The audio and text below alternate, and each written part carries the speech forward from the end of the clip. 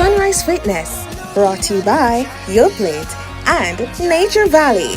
Champion, for the champion, champion, champion, champion forever.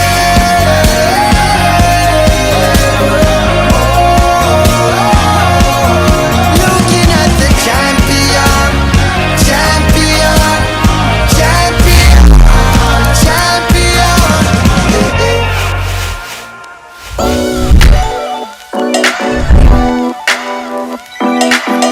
Good morning and welcome to Sunrise Fitness with the WellFit Club. I'm Camila McDonald, your personal trainer and your lifestyle change coach. And today we're going to move, we're going to sweat, and we're going to show up for ourselves like never before. And I promise you, this is about to be the start of something really special. So today we're going to be tackling strength and conditioning for a fun full body workout that's going to target your entire body. You're going to be using lots of different muscles to strengthen, shed, shape, and tone. We're going to be combining a group of 7 exercises that are going to improve your endurance. They're going to increase your flexibility and truly get you well fit from head to toe. Right after that, we're going to cool down and jump into the WellFit pillar of the day. So for this workout, all you'll need is a pair of dumbbells, a mat, and a jump rope. I also want to make sure that you have a glass of water close by. You're going to need that. All right, so I want you to get your equipment, and I'll see you right after the break with a sweat that you do not want to miss. We'll be right back.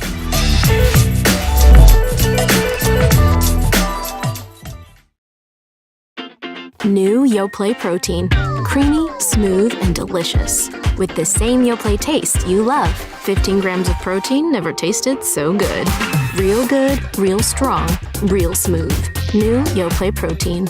Bag it and pin it, every rubbish in a pan. No dirty up the place, this a we island. So keep Jamaica, keep Jamaica. Say me good with, keep Jamaica clean. Make you listen to me please. No plastic bag, no fear blowing at the breeze. No proper garbage, disposal, recycle plastic. Now make it full up in the streets. Bag it and pin it, every rubbish in a pan. No dirty up the place, this a we island. So keep Jamaica, keep Jamaica. Say me good with. A message from the National Solid Waste Management Authority. What's your story? What's your sign? Who dreamers? Don't care what other people say. We're doing this in our way. We come alive. We come alive. We come alive. We're doing this in our way. We come alive.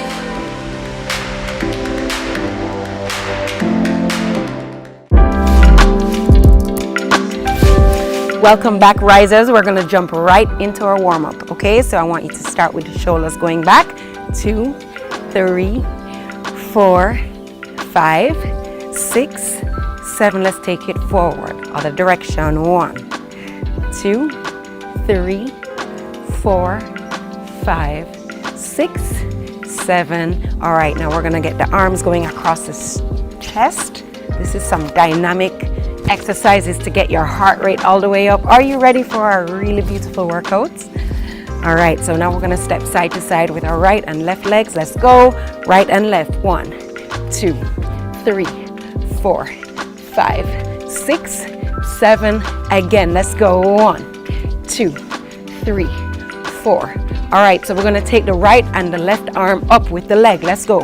1, 2, 3, 4, 5, 6, 7. Again, let's go. 1, 2, 3, 4, 5, 6, 7. High kicks. 1, 2. Keep that core nice and tight. Chest up. 6, 7, 8. Again. 1, 2, 3, 4, 5, 6, 7. Jog on the spot. Let's go. We're getting that heart rate all the way up so we can safely move throughout the workout today. Deep breath in through the nose. Exhale it out. In through the nose. And exhale it out. Hip openers. 1, 2. Let's go. 3, 4, 5, 6, 7, 8. All right, so we're going to kick with the right.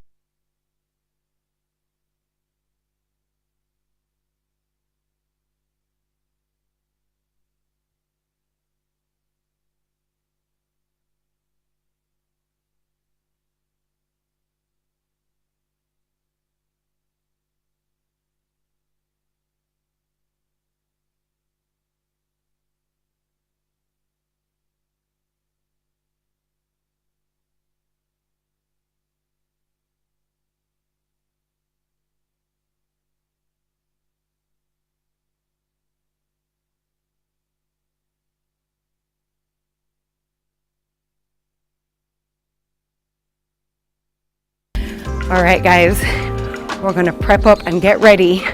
This workout is about to be amazing. Gear up mentally. You got out of bed. Let's make it worth it, okay? Deep breaths in. Exhale. Deep breath in. And exhale. Let's breathe in. Exhale. All right, we are ready for our workout.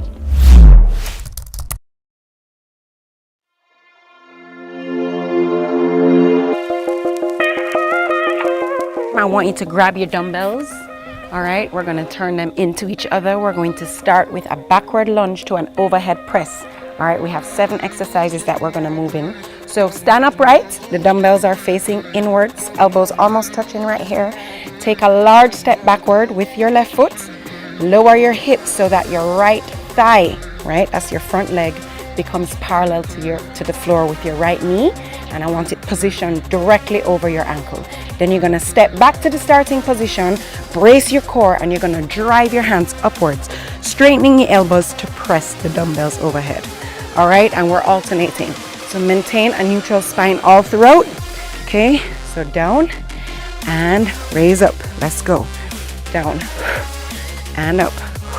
Alternating backward lunge with that overhead press.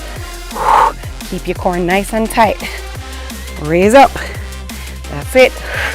We're here for 30 seconds before we move on to the next exercise. That's it. All the way up. Very good. Couple more seconds. And up. Put your dumbbells down. And we're gonna go into floor squat touches. So let's start with the low impact version. So we're just gonna step out, right and left. So this is low impact if you cannot manage any jumping on those knees. All right, and if you're gonna jump with me, all the way out and in. Land really softly on those knees. In, down, in. Remember, low impact. You just step in right and left right here, okay? Keep your chest up and down and up. And we can go as fast. You're gonna meet your body right where it is today, okay? Go as fast as you can. That's it. Couple more seconds here. Good job, guys. You're doing so well. All the way down and up. That's it. 10 more seconds. You got this. That's it. Do you feel that burn? I know I do. Let's go. Last and down. All right, so grab your weights again. We're moving right back to those backward lunges. All right, elbows tucked in, chest up nice and tall. Let's go. All the way down, raise up, backward lunge, raise up. Make sure you're breathing. Do not hold your breath. All the way up. Very good. Down and up. Down and up. Let me see you smile. And up. A few more seconds here, guys. Work through that burn with me. You got this. Very good. And very good. All right, weights down. We're gonna move into lateral lunges, all right, with a hop back or a walk back. So I want you to stand with your feet hip width apart. I want you to take a big step to the side with your right leg. Bend your left knee. Push your hips all the way back and lower until your knee is bent 90 degrees. And then push down to the start. Then you're gonna put your arms, your hands, the palms of your hands down. You're gonna step or hop back and walk back together. Let's go, same again. All the way out, hop back or walk back, all right? I'll show you from side. So all the way down, we're walking back, parallel to the floor, and back up or hop back, okay? Lateral lunge, hop back. Lateral lunge, hop or walk back. Let's go. Lateral lunge, sink down, hop or walk back. That's it, guys. Lateral lunge, hop or walk back. Let's go. A few more seconds here. Lateral lunge, hop or walk back. Let's go. Lateral lunge. Are you feeling that? And Last one, lateral lunge. Hop or walk back. Good job, guys. Okay, so now we're gonna move into mountain climbers. I want you to put both hands and knees on the floor. You're gonna place your right foot near your right hand, and you're gonna extend your left leg behind you. All right, in one smooth motion, you're gonna switch your legs, keeping your arms in the same position, okay? So, body is parallel to the floor, raise up, and we're gonna come in, right here. You can also just take your knee to your elbow right here, if you need to, okay? Keep going. 30 seconds right here. Push it. This is where it counts. Push it. Keep your core tight. Few more seconds, ladies and gentlemen, let's go. Push it, push it. That's it. And up. Excellent. All right, so now we're gonna move over to the left with our lateral lunges, all right? Are you feeling the burn? I know I am. All right, so we're gonna go right into it and go. Left, hop or walk back. Bend that leg, straighten the right, hop or walk back. Let's go. Over. Let me see you feel it. That's it. I know you're moving over there. Let's go. Keep going, stay focused. You're doing so well. Just a few more. Work through that burn with me.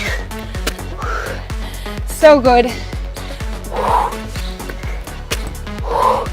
And that's it. Good job, guys. Okay, now we're gonna lie down on our mat. We're gonna do right leg V-ups. Okay, so you're gonna lie down on your back. You're gonna stretch your arms all the way out, legs all the way out. We're gonna exhale and roll up while we're lifting our right leg to reach for your toes and then roll back slowly. So we're staying on the right here. Raise up. Now you may only be able to get up to your knee, and that's fine. You're meeting your body where it is today, all right? The core is one of the most important parts of the body to tone and to get strong, all right? All the way up. Breathe.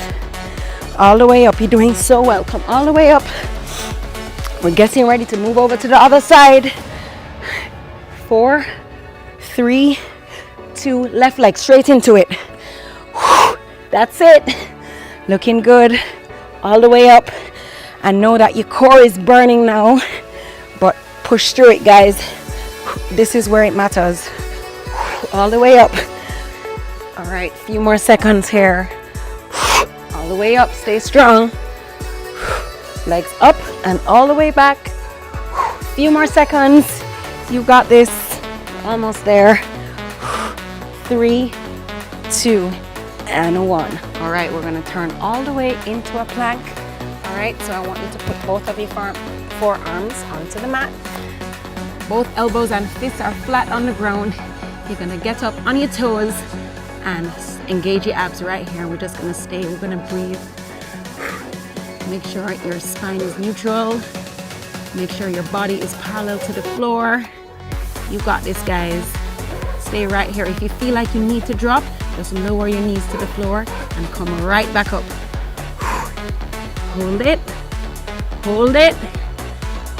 4, 3, 2, and that's it. So take a sip of water, take some deep breaths. We have about 10 seconds before we go again. We're gonna grab our dumbbells for our backward lunges, all right? And our overhead press. Let's go straight into it. Deep breath in through the nose. Exhale it out. This is round 2. You got this. Ready and go. We're gonna stay on the right side this time, okay? Right side, raise up, staying on the right. Lower, backward lunge. And up, let's go. Smile with me, smile with me. That's it. Down. And up, keep that core nice and tight. Down. and up. Excellent. Down and up. Let's go. A few more seconds. And up and down and up. All right, drop the dumbbells. We're gonna go straight into squat floor touches. Ready? 30 seconds and go. Down and up. So if you can keep up with me, that's great. But again, this is your workout. This is your time. So if you need to step, if you need to go a little bit further or slower, then that's fine. All right? Almost there. That's it. Good job. 3, 2, and 1. All right, step into the right. We're staying on the right in this round. Ready? And go. Lateral lunge. And hop back. Lateral lunge. And hop back. Lateral lunge. And hop back. Again, lateral lunge. Hop back. Again, lateral lunge. Hop or walk back. Keep going. All right, now we're gonna go right down to mountain climbers. All right, remember, palms on the floor, getting up in a plank position. Ready, and 30 seconds, go. Push through it, guys. This is where it counts, where it's burning the most. Use your willpower and stick to it. Remember, you can just bring your knees to your chest if you need to. Keep it going. Almost there. Few more seconds. Woo. Feel that burn. In 4, 3, 2, and 1. We're gonna go into single leg V-ups. We're gonna go on the right only the whole time. Ready? 3, 2, 1, and 30 seconds. Go up, down, up, down, up, down. Let's go all the way up, guys. All the way up. Don't cheat me. Move through it. Up, down, up. Use your core to raise all the way up. Staying on that right side. Last one. Squeeze it out. Excellent. All right, we're gonna go into a plank position. Get ready. 30 seconds, girls and guys. 30 seconds, ladies and gentlemen. Ready? And go. All right, firm abs. Firm abs. Let me feel that focus. Let me feel the burn. Let's go. We are sweating together. We're transforming together. Let's do this. Risers. We came all the way here. Let's make it worth it. A few more seconds. Hold it. Hold it. Don't even think about dropping.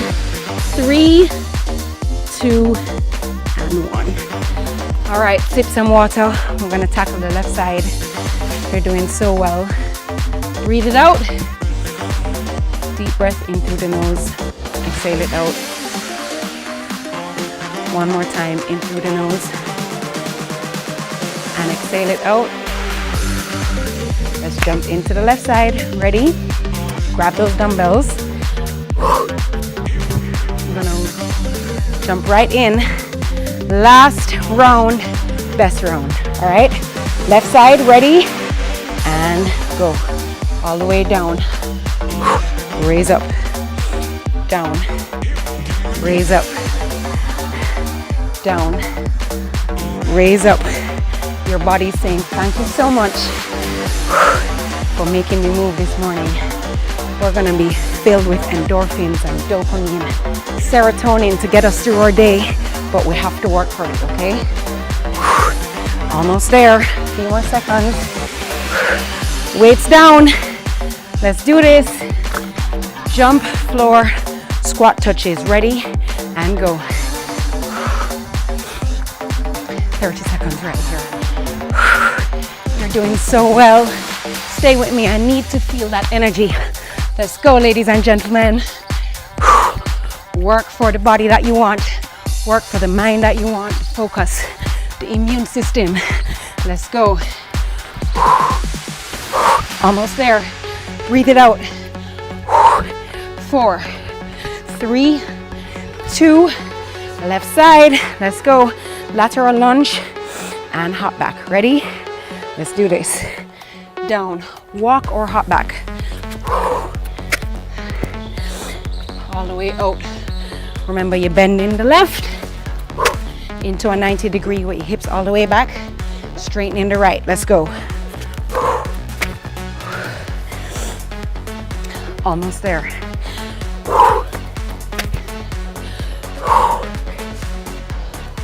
Almost there.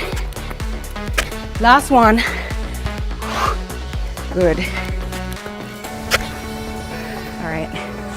Next is mountain climbers. All right, guys, this is the time in the workout where you're gonna want to feel like you're gonna give up. All right.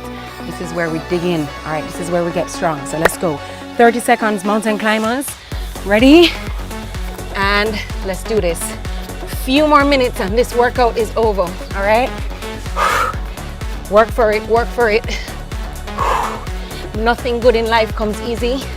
We have to work for everything that we want to get, right? So let's go. Woo! Push it.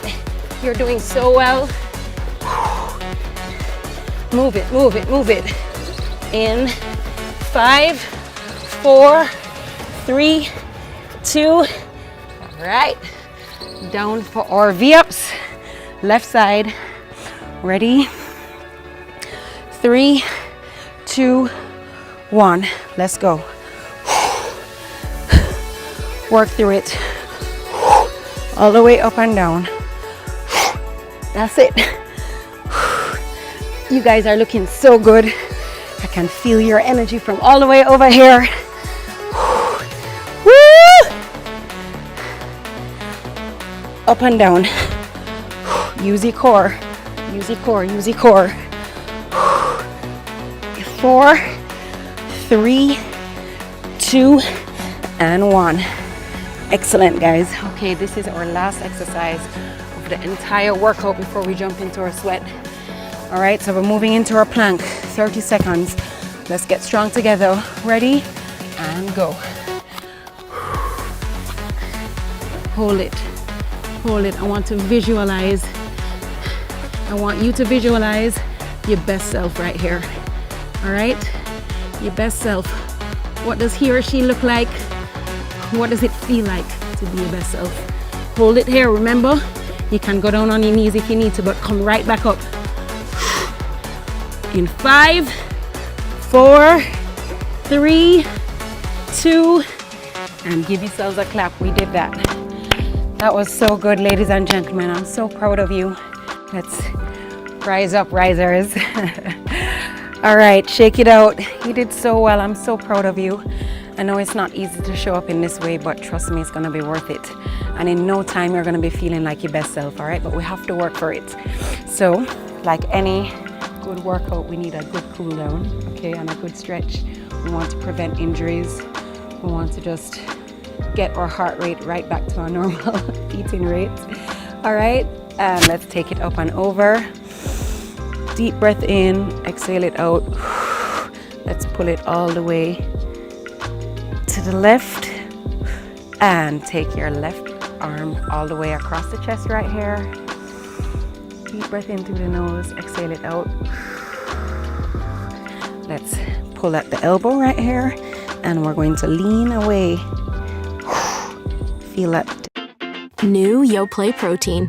Creamy, smooth, and delicious. With the same Yoplait taste you love. 15 grams of protein never tasted so good. Real good, real strong, real smooth. New Yoplait protein. Our days get a little complex sometimes. Often so many things make sense, yet so many do not. We are being intentional about giving prominence to the big stories in order to clarify and enlighten. Lead Story explains who, what, when, where, why, and how. Lead Story with George Davis, weekdays at 6:30 p.m. on CVMTV.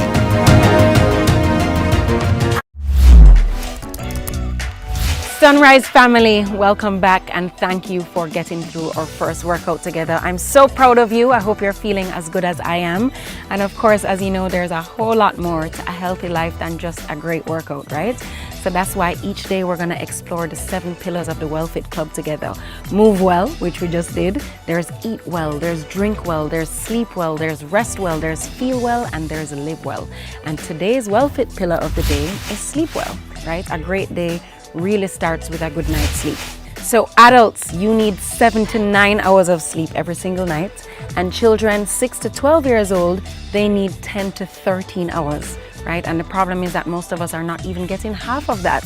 Yet a good night's sleep cleans the brain of toxins, physically restores us, helps us with our mood regulation, helps to prevent chronic diseases, strengthen our immune system, among so many other things. So we're gonna go through a few tips together to ensure that you're getting your good night's sleep, all right? So the first is better time management. You have to create the space in your day to get everything you need to get done. By about 9:30, 10 p.m., it's time to start winding down from your day and preparing your body for sleep, okay? So I want you to take out your planners today, your calendars, get into time blocking and become a master of your time. It's one of those lessons that will be most useful for us as we're building healthier habits, all right? Another tip is to make sure that you're developing a nighttime routine and stick to it. It's not our kids that are the only ones that need this, right? For me, I love making my anti-inflammatory tea in the evenings, and I just use that time to journal and reflect on the day and make peace with the day. And then I do a guided meditation that's specifically designed for sleep. And then afterwards, I'm out like a log, right? Until the next morning. Okay, so what about you? I want to hear what your sleep routine is and share some tips with all of us, okay? So the next one is, if you are a coffee drinker, you have to make sure that you consume your cup no later than noon so that it doesn't affect your quality of sleep. Also, you want to make sure that your bedroom is dark and cool. For the most part, it's gadget free. So let's make a commitment to avoid all devices at least 30 minutes before you go to bed. I want you to try to get outside in natural sunlight for at least 30 minutes in the day. Among other benefits, this is going to help to support your circadian rhythm, which is very important for sleep. And I want you to track your sleep hours this week. I want you to observe what your sleep patterns are, how much sleep you're actually getting. This is going to be a powerful exercise, okay? So share your findings with us and the rest of the Sunrise Fitness family. Guys, I know it's not going to be easy. We're building habits, but we're going to do it together, all right? So join me again tomorrow morning for another great workout right here on Sunrise Fitness.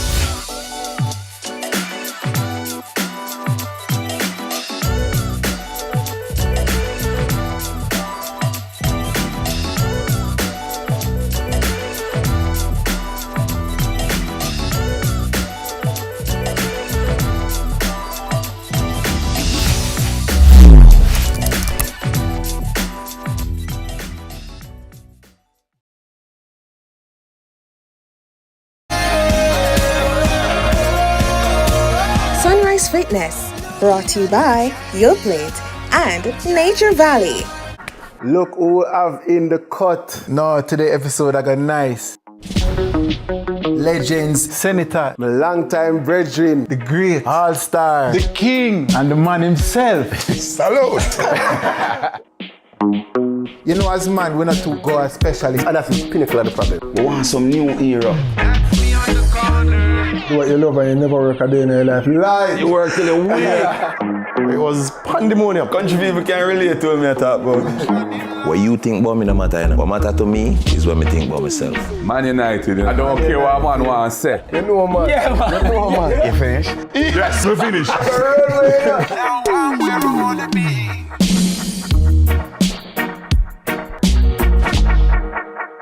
The Cut is brought to you by Flo and Guinness. It's really, really nice. May I have to say it twice. The time by Jamaica Mountain Peak Golden Turmeric Latte is 6 o'clock.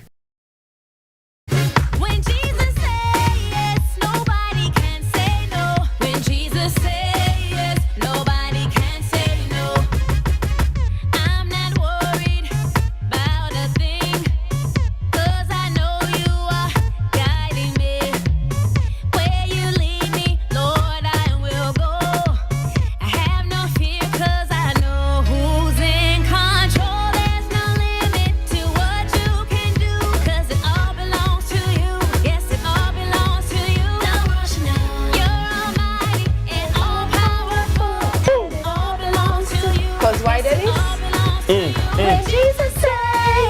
Nobody can say no. When Jesus says yes, nobody can say no. Oh! Yes. Oh, you're giving the elbow. All right. Happy Monday, Sunrisers. When Morning. Jesus says yes, nobody can say no. I love that. That's the Monday mindset for this morning. And we don't want to thank you for rising with us this Monday. Dennis, it's nice to be back with you. It's been good, but I missed you. Look at you. I missed you. I ain't gonna lie. It's good to be here. You had a good time off? It was a wonderful time. I will share with our audience that my family and I went on a cruise, which we had booked from January. It was my mother-in-law's 70th birthday. Nice. And that is what she had booked from last year for her birthday, and she did not know that we were going. So we surprised her on the boat, and she literally looked like she saw Duppy. Was she? So yeah. Was she happy though? No, absolutely. No, she was moved to tears. So months ago, she had shared with my husband and I that she really wanted us to be a part of it, but we weren't sure how it would work with the new baby and so on. And she was understanding of the fact that, you know, with a young baby, it could be challenging, but we made it happen. So that's where I was. We had a wonderful time. Good morning to Miss Sonia Henry, my mother-in-law. Again, belated happy birthday to you. And we had a really good time. I'm tanned and rested. Yes. You do look rested. Or like even without the makeup, you look rested around the eyes, and you just I like it. I like it. So I like do I. it. Yeah. So big up mommy-in-law. Yes. I'm just glad that she wasn't like, she didn't see and she was like, turn. I was trying to escape those people. So happy. No, quite far from. Gotcha. Your motivational quote this morning. Motivation is what gets you started. Habit is what keeps you going. That's from Jim Rohn. You know where that really applies? Yeah. The gym. Yes. So funny that it came from a man named Jim. You know, I say to people, like, people say, oh, I wish I had your motivation. I'm like, you want my motivation? No, it's your discipline that I want. It's discipline. Like if you get in and like you can just, you know, do it. You go when you don't want to go. You go especially when you don't want to go. And you know what is always true? It's the days when you don't want to go. And you go, you actually feel so much better for going. You never ever regret a workout. And I always say there is a threshold that your body is resisting you going past, because your body is like that. It will try to find homeostasis, and there's a threshold that you need to pass that feeling of not wanting to go. Right. If you get past that, you're in uncharted territory. And you have to keep pushing past successive feelings of not wanting to go. So. And there's no truer saying than, I actually learned this one when I was doing kickboxing as a part of my preparation for Miss Universe, and it was the mind governs the body. You know, so when you have to sit down there and hold it, and no matter how your leg them are tremble, and you quiver, That sounds like planks. That sounds like planks. Triggered? I hate me some planks. Oh man. Yeah. Word of the day? Word of the day. Do you have one? Do you have one this morning? I sure do. You know what it is? Resplendent. It's an adjective. Yes. And resplendent is an attractive and impressive through being richly colorful or sumptuous. You know, for example, apparently, according to the screen, Yendi and the sunrise. Well, Yendi and the sunrise this morning looks resplendent because I'm the color of the sunrise. I would say that resplendent is a word of Khadine Hyltonian origin. Absolutely is. It is the most kitty word ever. Yeah. It is one of her favorites. She tends to say a resplendent morning. A resplendent morning to you, Khadine. How are you? Hope you are good, and hope baby Nia, as I call her, I hope she's awesome, and then I hope that Mr. Wilkinson is awesome. Good morning to you. Here's a yardie fact that I bet you didn't know, or I bet they didn't know. Jamaica has the highest rate of cranberry consumption per capita of anywhere on earth. That's what I saw that stat. Anywhere. Its popularity is attributed to its medical properties. It is used to treat the flu, digestion, and boost the immune system. Why did I? I use it to flush kidney. Not expect that. That actually really did surprise me. I did not. I mean, it's not surprising because we like cranberry with a lot of our liquor. It's the go-to chaser. It's a go-to chaser. No, but also we like a lot of cran water in Jamaica. I'm actually really surprised by that. I wouldn't, because I don't think we naturally grow cranberries here? No. Not that I'm aware of. No, and I don't know that our cranberry importation bill is particularly great. I mean, if you told me mangoes, I'd be like, duh. But cranberries, that one actually surprised me. Yeah. I mean, and it's per capita, meaning that more of the average person consumes cranberries in some form than, so it's not necessarily overall, absolute numbers, but it's per capita. Correct. Which is interesting. A bit of a gutting story yesterday. Elaine is out. The hearts of Jamaican track fans sank on Sunday as two-time Olympic sprint double champion Elaine Thompson-Herah appeared to suffer an injury while competing in the 100-meter at the New York Grand Prix. So she didn't finish, and she was limping afterward, but she didn't finish well, rather. She even needed help to leave the track. We saw her being lifted off of the track as well. So, national championships is coming up soon. It is a worrying situation because this is also an Olympic year. So yeah, I mean, we do know that she's been plagued with Achilles injury for quite a bit of time. And she's been fighting. I've been following her most recent performances, and I've just been a little bit concerned about her and how, thinking, is she going to peak at the right time? Because performing in the Olympics is about peaking at the right. Sometimes people peak at their national championships right before the Olympics. Sometimes they peak on the circuit, and then at the games they don't peak. The trick is to peak in the final, which is so difficult. Sometimes you peak in the semi-final. Sometimes you peak in the rounds. And so the difficulty is to peak at the right time. And I was just really worried about, and like you saw it, I was like, geez. It's really concerning, especially those of us who have been supportive and following and being fans of Elaine for so long. We know what that Achilles injury did for her. As a matter of fact, she sat down with me in an episode of Odyssey with Yendi, and we spoke in detail when she was in a bit of a hiatus and we weren't seeing her, saying how much it's really plagued her and done a number on her mental. So when I saw it, I must admit my heart really broke for her, because I know how much of a battle it has been for her. That's the thing with injury, You see, when you look at it in terms of sports psychology, if you have one incident, if you broke your foot or you see it as incidental, and it's easier for you to recover from it. However, but when you have a recurring problem, then it becomes my injury. Correct. And it's almost, so you own it. My Achilles and it problem. goes with you through your career. And so it's like, it affects how you think about the race. It affects how you think about your performance. It affects everything. Because even the idea of when do I give it all, because the risk could be... because remember, my Achilles, it's always mine. So you own it. I do want to take a moment just to say to our viewing audience, or Jamaicans at large, there is a lot of discourse that I see happening in the social media space, and I just want to remind everyone that our athletes are human beings first. Our athletes represent Jamaica, yes, but the work that they do is very lonely. The training is very lonely, the process is very lonely, and I don't like the discourse I'm seeing where we tear down our Jamaican representatives when they don't perform to our standard. It's not right. We've been spoiled. A standard that we can't even jog down the track. We've been spoiled with the success of our athletes, and we need to understand that we can't always have it where we are 100% successful and sweeping. So that's not, what we need to do is remember that they're human beings and support them and appreciate what they do for Jamaica. Yes. You understand? Absolutely. Absolutely.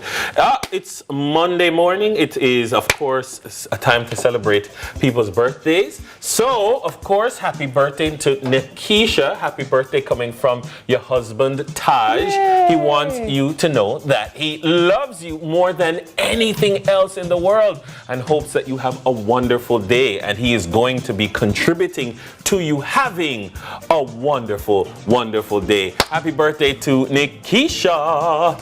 Who else is having a birthday? It is Clover Stewart. Oh, this is a big one. This is a big one. Happy birthday. Going out to Clover Stewart. The birthday love is coming from Shiloh, who wants to know that she loves you to the moon and back and back again. And also, we just want to say that her children arise up and call her blessed. Amen. That's from Proverbs 31:28. Amen. Big up, big up, big up. Happy birthday to Auntie Joan. Happy birthday, belatedly, to Jane Michelle's mom, Joan. She celebrated her 63rd birthday on Sunday, June 9. She doesn't look a day older than 16. Well, let me tell you something now. Look at Miss Joan. And you tell me how Jane could have done anything but be fashionable and stylish. Look at Miss Joan. I follow Miss Joan via following Jane on TikTok.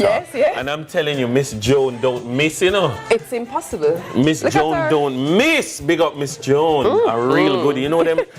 You know, well, I don't know if they still call it. I used to call it look good, big woman. Look here. Well, let me tell you what I'm going to call it as a hot girl. Miss Joan is a hot girl. Right? You know, yeah, man. When as young people, you know, when a young man referred to as a look good, big woman, you know, it's a good thing, yeah? I want to tell you. I'm not a young man anymore. I think I'm on the brink of that category. Yeah. You know, some guy on the ship look for me and say, how old are you? I said, be your auntie and your mother. Hey, come on now. Look good, big man. All right. It's mixtape time. And baby, there's a particular birthday today. No. Maxi Priest. Yeah. Maxi Priest is celebrating a birthday today. So I think it's only fair that we run into the mixtape, it being a Maxi Priest mixtape. It's a wild I'll always remember you like a child girl. You know I've seen a lot of what the world can do, and it's breaking my heart in two. Just a little bit longer, baby, but my love keeps growing stronger. A little more time to say, but in my head a love song plays for you and me.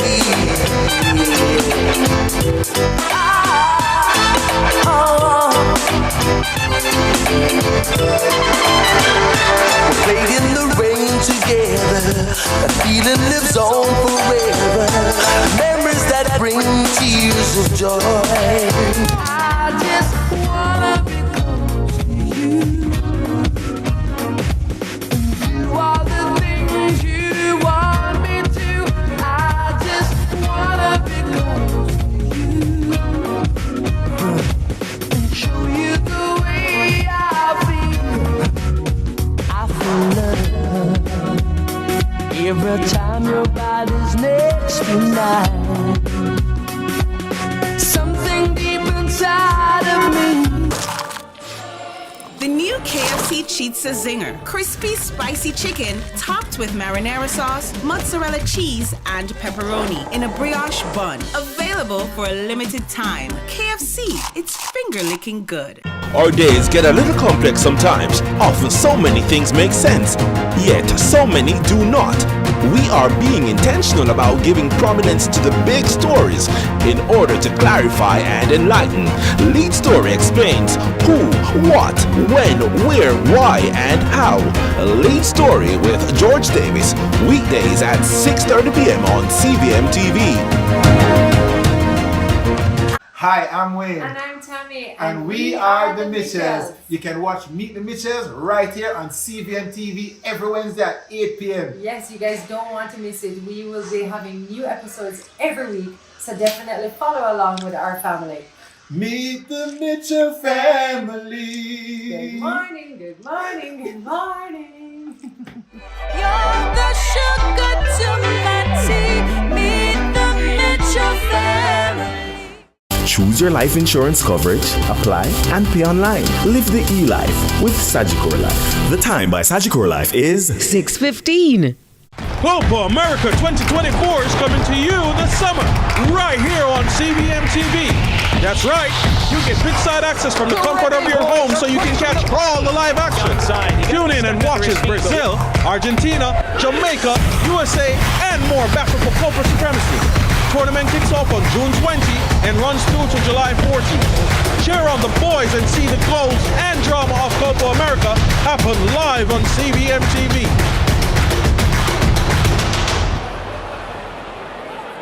Jamaica's favorite drama, your guilty pleasure. All that having a baby now is going to do for you is make you a prisoner of this apartment. Long run shot, kid. Royal Palm Estate is on CVM every Tuesday and Sunday at 9 p.m.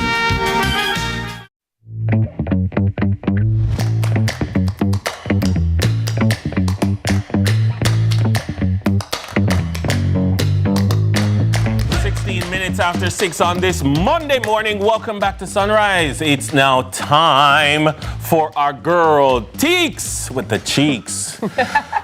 Good morning. Good morning, Teeks. How are you? Good morning, Dennis. I'm gonna have to start to figure out a thing for you, Dennis. With no. I'm not there yet. Only one word right with Dennis. I'm not there yet. I don't know. We'll figure it out. It's all right. It's all right. Only. The entire room actually went. The menace. Dennis the menace. No, he's not the menace. He's not the menace around here. Not at all. Not at all. Hi, Yendi. Hey, Teeks. Good to see you. Good to see you and your cheeks. Aww.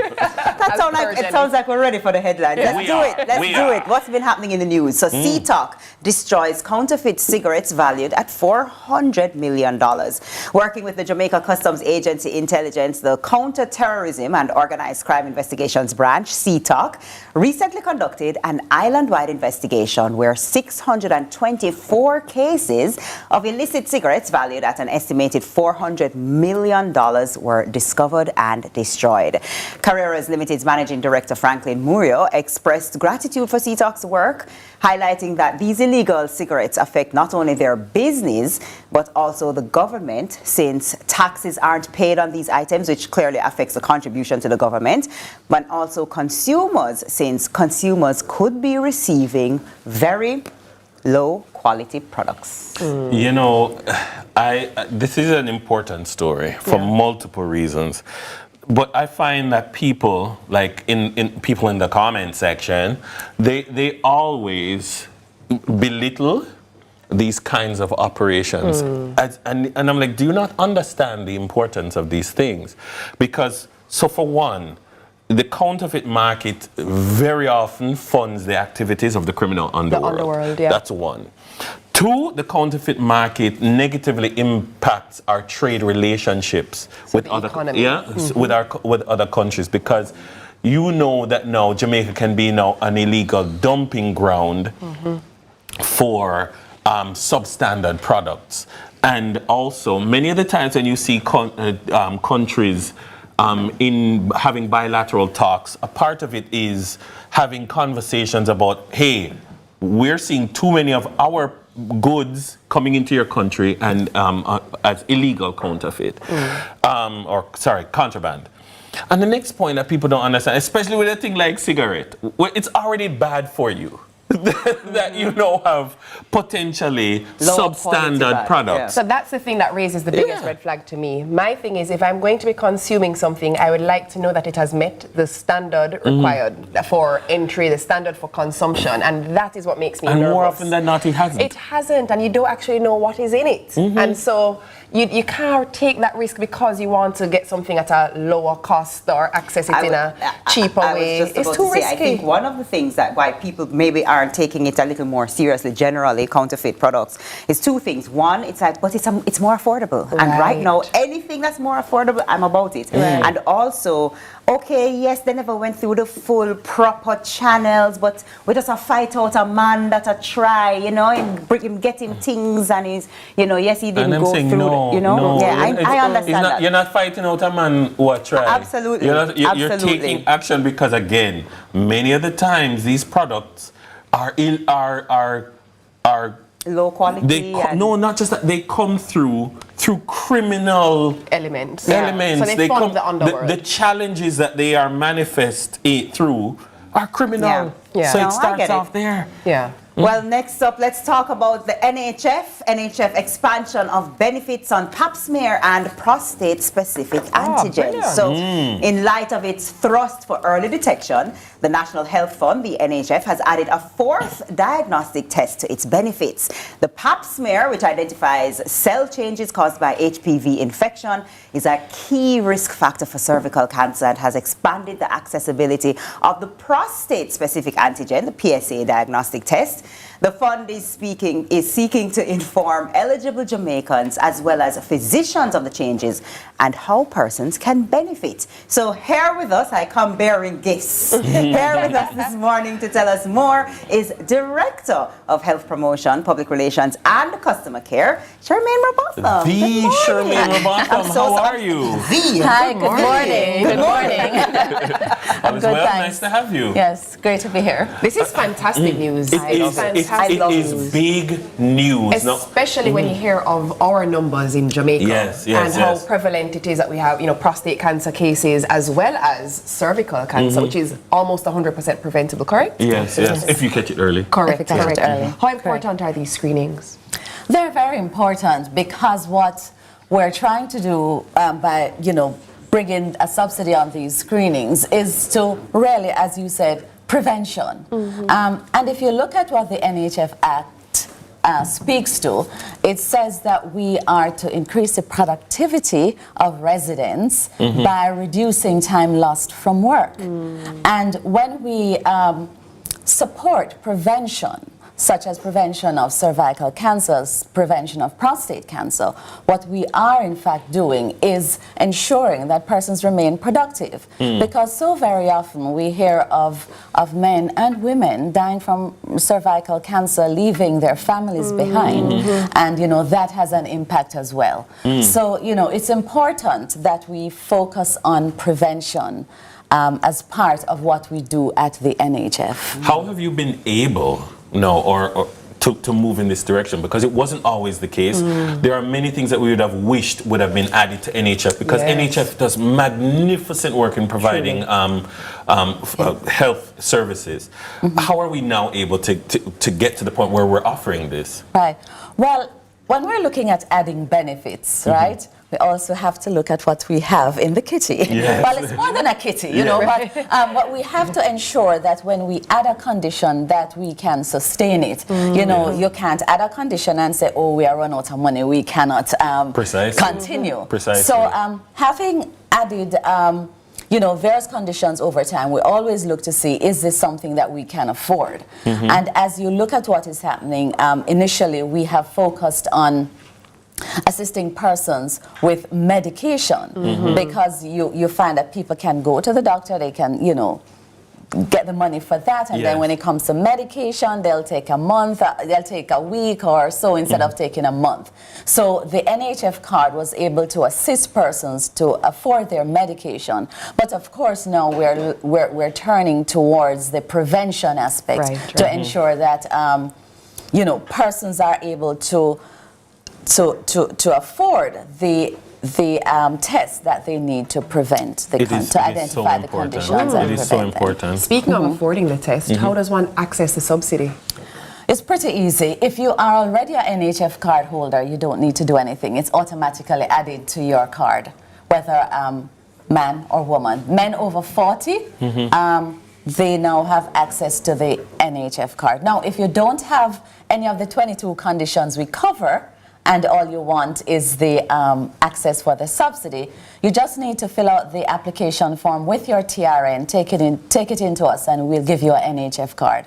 The same for women, because this test is for women 21 and over. So if you don't have an NHF card, you can simply apply for the card just to access the pap smear benefit. I would love us to just underscore what you just said again. 21 and over. It's not a big woman thing we're talking here. We're talking an adult female. So 21 and over, please get your annual pap smear. Gentlemen, please do your PSA testing. I don't need to hear no conversations saying big man no do them something. No, sir. I think we've moved past that. I'm pleased that we have. It is critically important. Yeah. Right. So of the 5% of men who are sent to do their PSA test, only 2% end up doing it, right? So it's important for men to get their PSA test done, and NHF is offering $1,600 discount towards the cost of your PSA test, and for the women, $1,300 off the cost of your pap smear. Awesome. Excellent. Thank you very much. Thank you so much. All right. Thanks for your new teaks. Hey, I told you I brought gifts. You see? Discount. Very valuable discounts. Exactly. All right, well, that's all the time we have for headlines this morning. And when we return, we're swapping out the news desk, well, for our kitchen counter. It only makes sense. And all things kimchi is what we're going to be doing. You know about kimchi? I know about it, but I've never had it before. Well, it's going to be a new day. It's a beautiful day to try new things. You don't want to miss this. Dennis and Kimchi when Sunrise returns.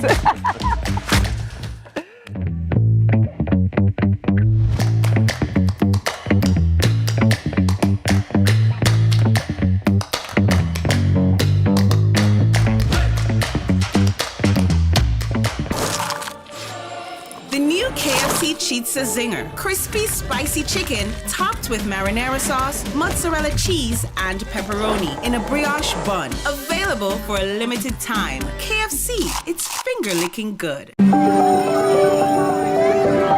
Hey, how was school? It was really good, but I'm really hungry. Can we get some juicy patties? Sure we can.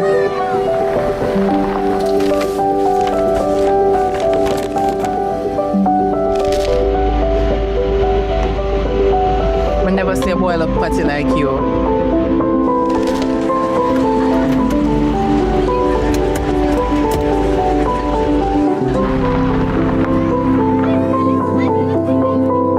Hey son, you good? No, Dad, I'm starving. Can we get some juicy patties?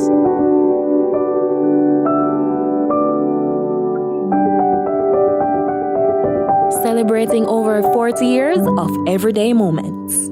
Tired of the high interest rates and the whole heap of loan payments every month? Take a debt consolidation loan from AIM to pay credit card bills and all other high interest rate loans from other institutions. Make one low monthly payment to AIM and take home some extra money in your pocket. That's financial freedom.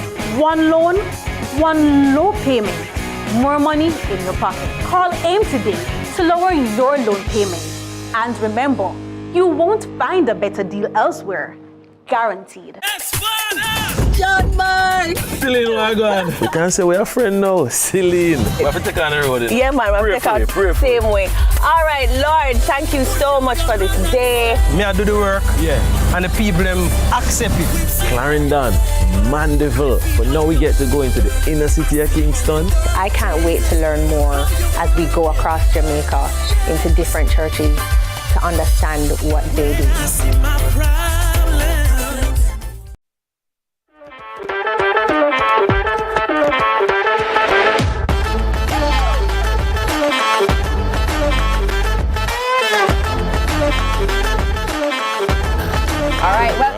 Sunrise. Now, our next guest has been on a quest to redefine how we consume our food with kimchi, a traditional Korean side dish consisting of salted and fermented vegetables, most often cabbage, right? So that's not too far off from our food, right? Eat cabbage and saltfish all the time. Exactly, but with his homemade kimchi, the stuttering chef steps into our kitchen for a masterclass, which will show us why we should be serving up fermented foods with our escovitch fish or jerk chicken or even our ribs. So the executive chef of Christopher's at Hermosa Cove, Chef Conroy Arnold, is joining us now. Welcome to Sunrise. Morning, Chef. Morning. How are you? I'm good. Thank you very much. Good. No, but hold on, I'm a little confused because we introduced you as a stuttering chef.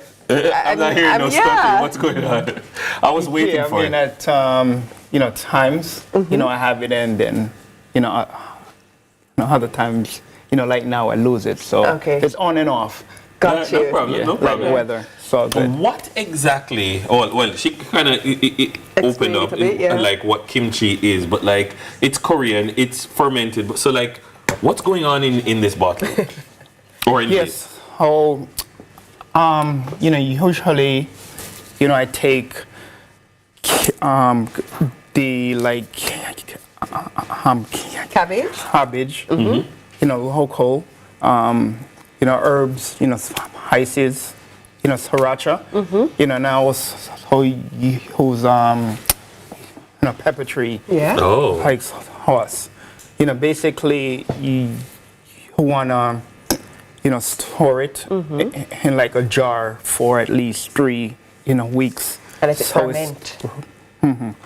So, when it comes to like local cuisine, you just want to have like a garnish to help, you know, breaking it, you know, down. So that's how it came about. But kimchi is also very good for you, right? Isn't it supposed to be good for gut health as well? Yeah, for your, you know, immune, you know, booster. You know, maintain blood high pressure as well. Yes. And like a few other things. Yeah.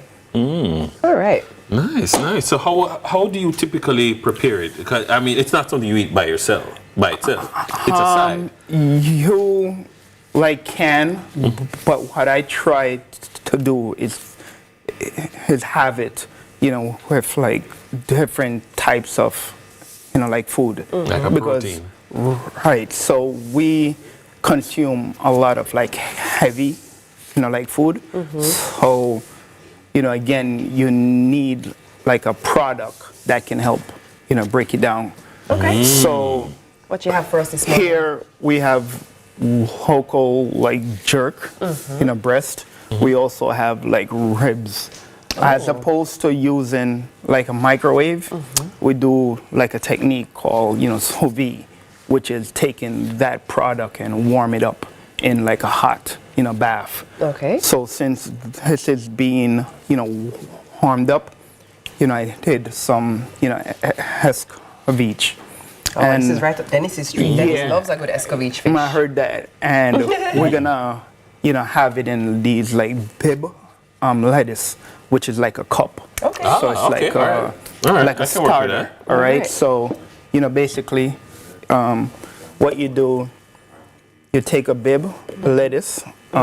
You have your, you know, escovitch. I'm sorry. That's okay. And oh, that looks good. What you do, my mouth watering. you take, you know, one of each. Yeah, one of each again. Yes. And a little bit of your escovitch. Put it on top. Escovitch again. And over here is the like the kimchi and a little bit of liquid. Yeah. You want the, you know, liquid because it helps to, you know, marinate it a little bit, you know, more. And what it, you know, does is give like the food a kick as opposed to like a bland, you know, flavor. And there you go. All right. Ladies How first. kick is the kick? Is that kick? It's a good kick. All right. I don't mind a good kick. Yeah. All right. Ready? 1, 2, 3.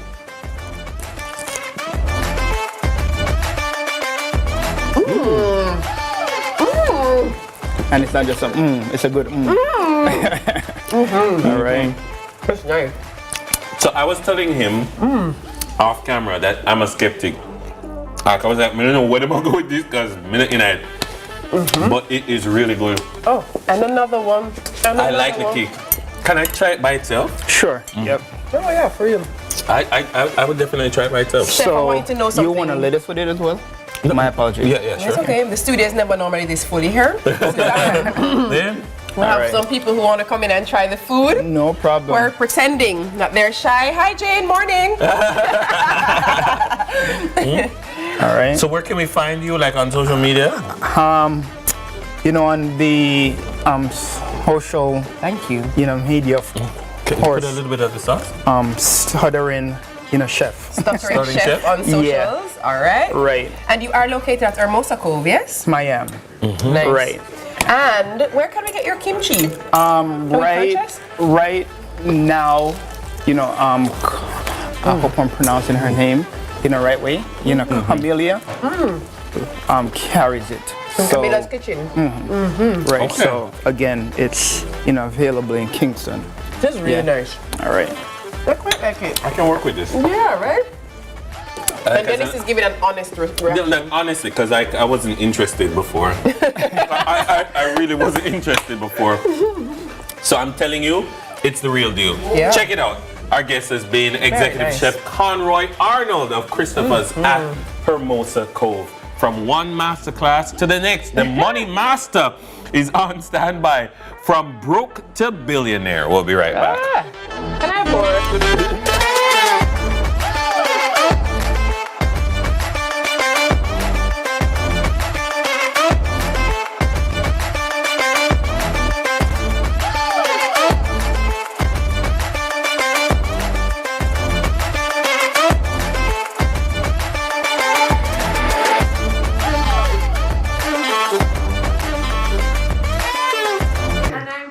And we are the Mitchells. You can watch Meet the Mitchells right here on CVMTV every Wednesday at 8 p.m. Yes, you guys don't want to miss it. We will be having new episodes every week, so definitely follow along with our family.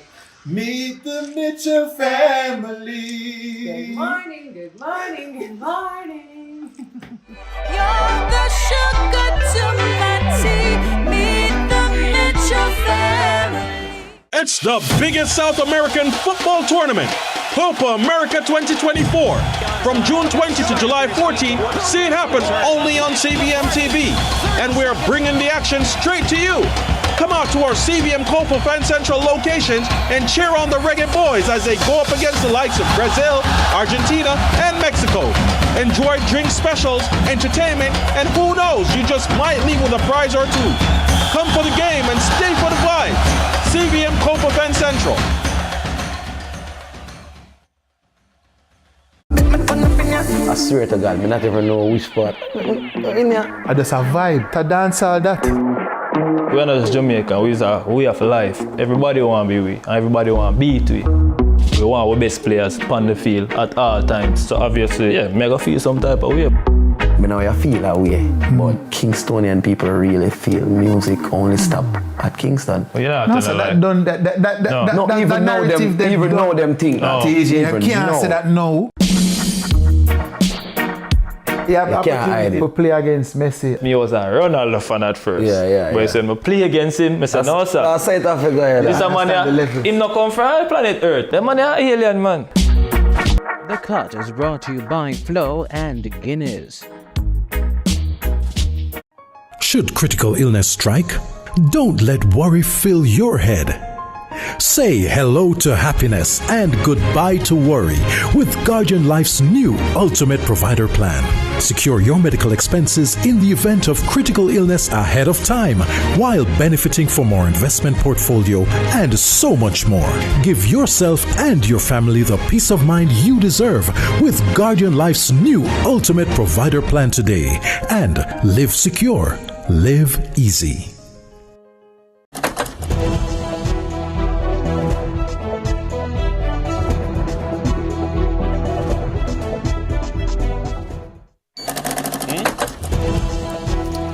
Good morning. Are you ready to play from broke to billionaire? That's right. It's now time to review the summer term syllabus with our financial educator, Carlton. Of course, this is my game show voice. Over to you, Carlton. And on today's show, I'm having my game show voice. Good morning, everybody. I tell you. So this morning we're here from broke to billions, and in true masterclass game show vibe, let's go. So you're gonna stand behind your money. All right. So for each correct answer this morning, So happy our viewers to watch me lose. Yendi and or Dennis, depending on if they get it.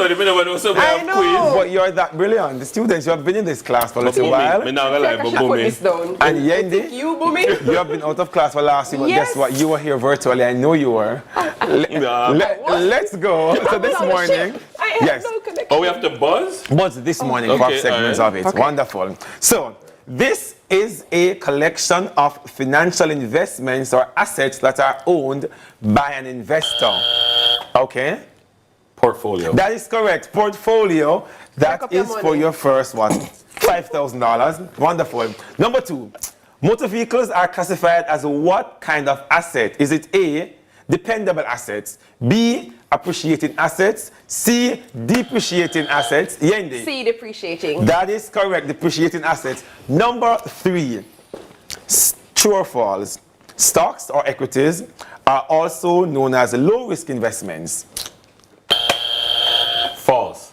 False, that is correct. It's a high-risk investment. Number 4, this investment product allows you to choose a set term while you earn set interest. Is it A, mutual funds, B, term or fixed deposits, C, equities, or D, Yendi? Fixed deposit. That is correct. Those are your fixed deposits. Number 5, which of the following investment product offers the lowest risk out of the bunch I'm going to give you? Is it A, equities, B, stocks, C, bonds, D, bonds. Bonds, the lowest of the correct.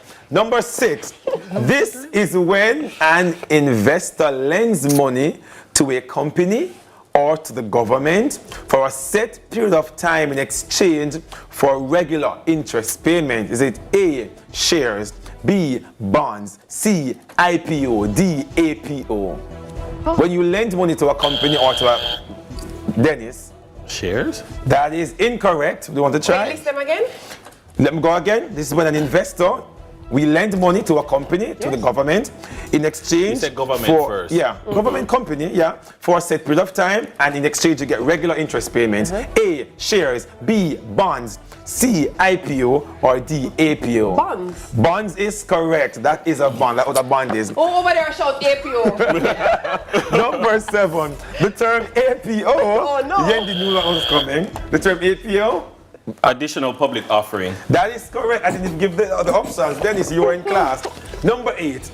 This represents a share in the ownership of a company. Is it A, bonds, B, collateral, C, trade, or D, Yendi? Stocks. That is correct. Stocks is when you have share or ownership in a company. Number 9.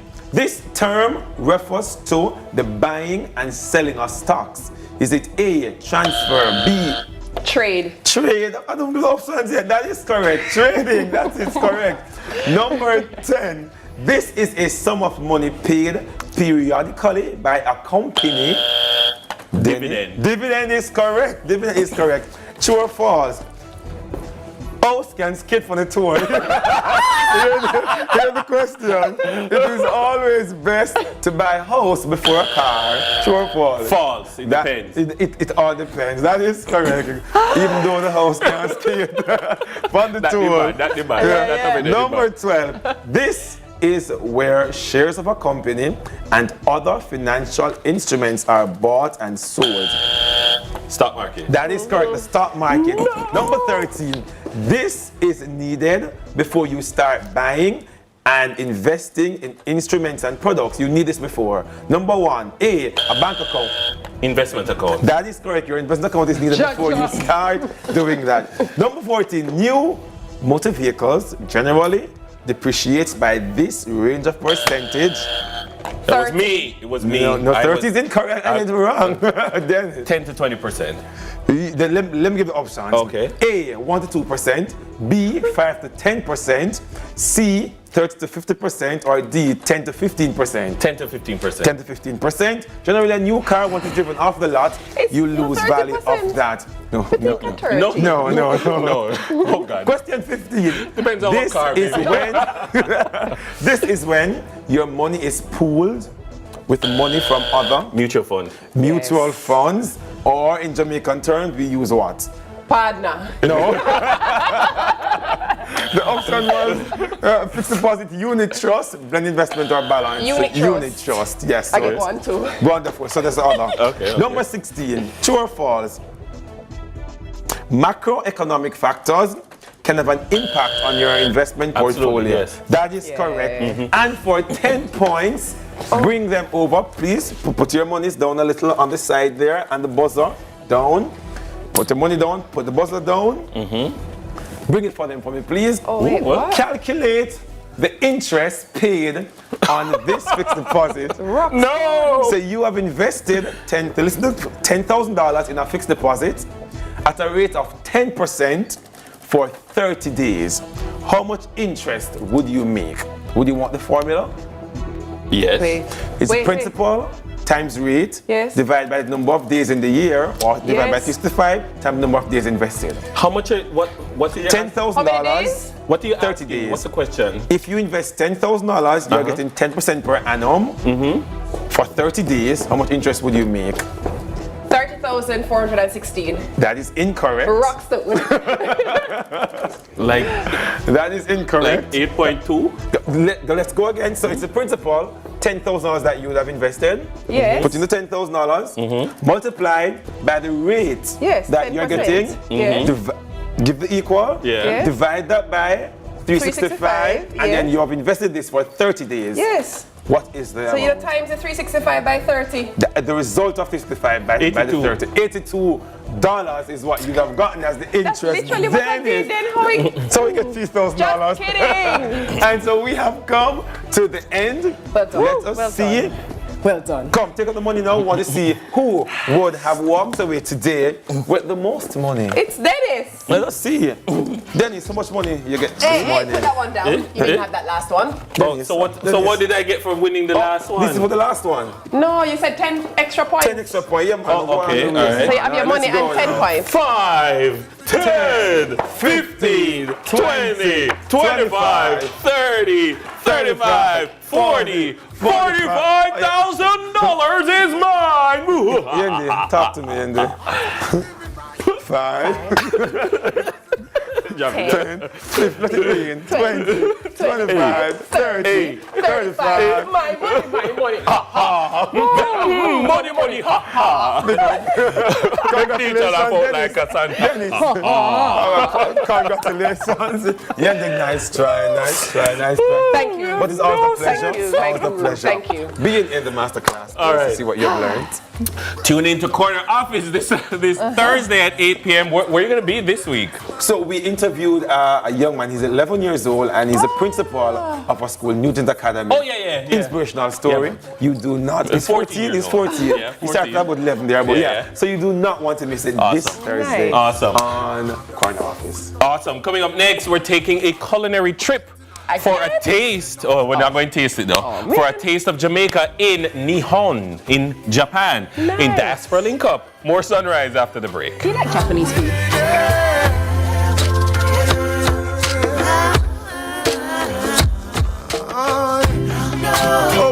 Right now, you be.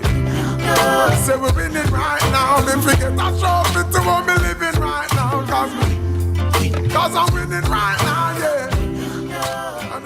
Should critical illness strike? Don't let worry fill your head.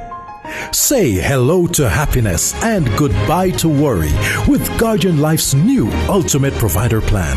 Secure your medical expenses in the event of critical illness ahead of time while benefiting from more investment portfolio and so much more.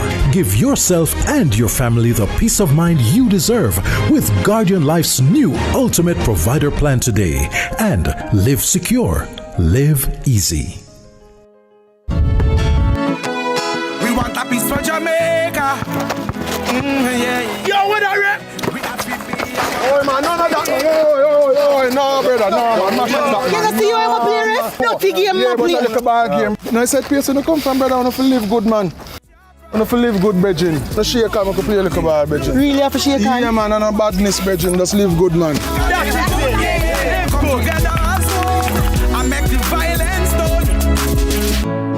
Let's begin.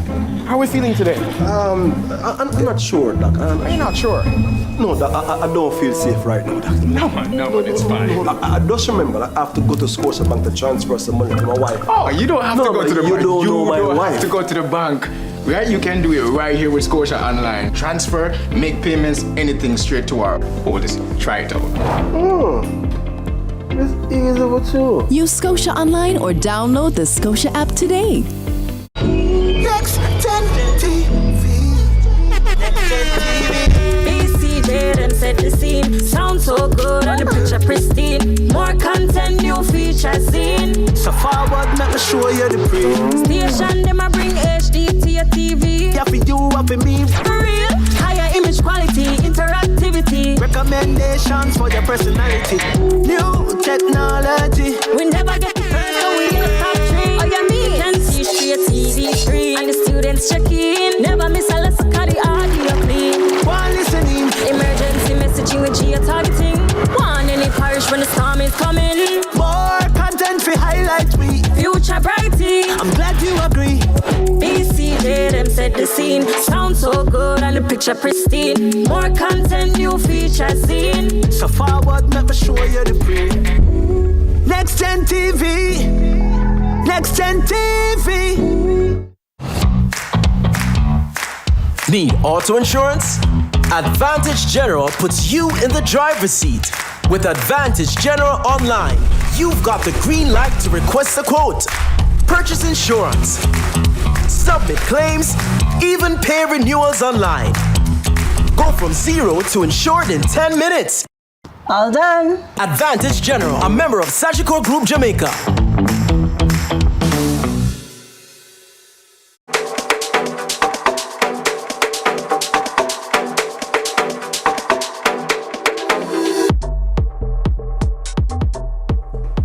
All right, welcome back to Sunrise. So our next is in education at the University of Technology. She briefly taught at the Calabar High School before migrating to Japan. Oh, that's so exciting. Calabar really did it for her. Like, I'm out. She said, I'm going far east. So that is where she has called home for over 19 years. She started out as a language teacher before following her passion of opening the Yum Cupcakery and has become one of Japan's culinary ambassadors for Jamaica. Awesome. Well, she has curated and spearheaded the Jamaican Charity Gala for 3 years, providing culinary delights for the Jamaican Embassy. She's nourished the Jamaican Olympic team during their stay in Tokyo and has even represented Brand Jamaica on Japanese TV shows, showcasing the richness of Jamaican cuisine. So checking in from Chibo, Japan, philanthropist, owner of Yum Cupcakery, Sashali Haig. Welcome to Sunrise. Ohayo gozaimasu. Ohayo gozaimasu. You know, so come. So happy to have you. Welcome to Sunrise. How are you? What time is it in Japan? You're like 13 hours ahead? Well, it's a bit over 14. It is now 8 minutes to 9 p.m. here in Japan. All right. Monday nights, yeah. Nice. Okay, let's talk, before we get to Yum Cup and Japan, right? Let's talk a little bit about number one, big up everybody from St. Mary. Yes. Yes. Let's talk about life in Jamaica for you. You were a teacher here. Who was Sashali when she was here in Jamaica, and why did she decide to go exploring? I guess as a child, I've always been the one. So I've always marched to my own drum, and when I was in university, when others were looking to go to like the US, Canada, or the UK, I wanted to try something different, fell in love with fashion and came to Japan.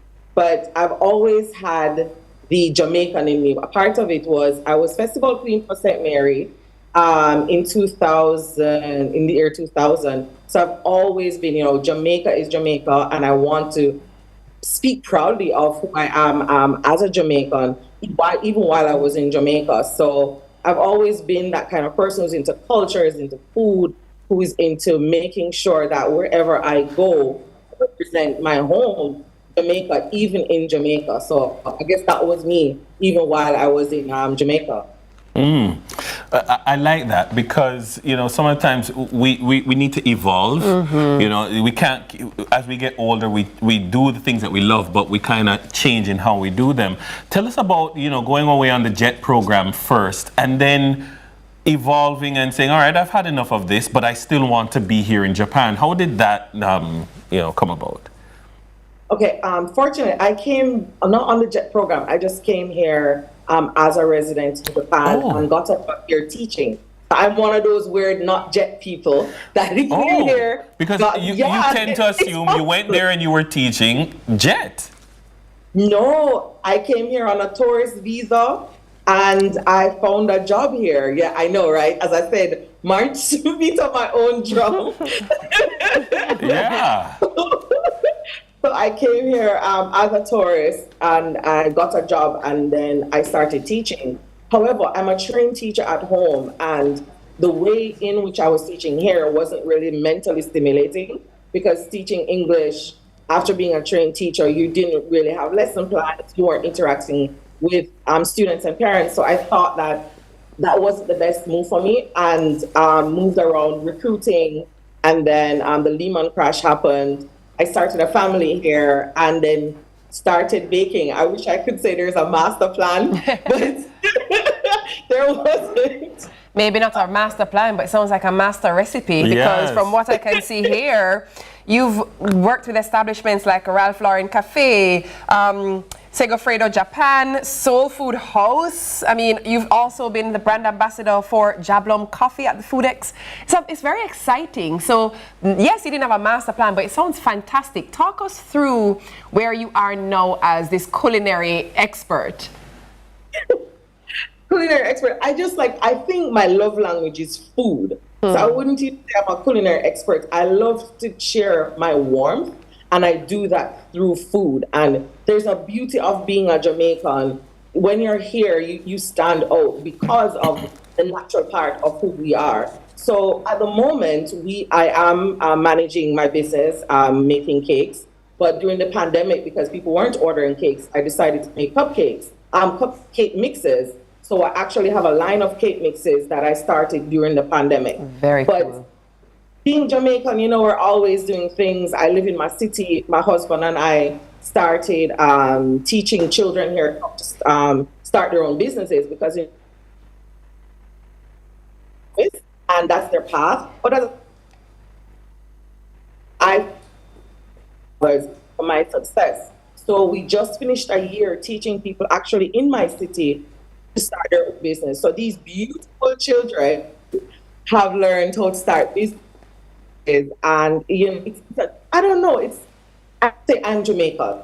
I'm a daughter of Jamaican, so I'm always enterprising, always trying to do things.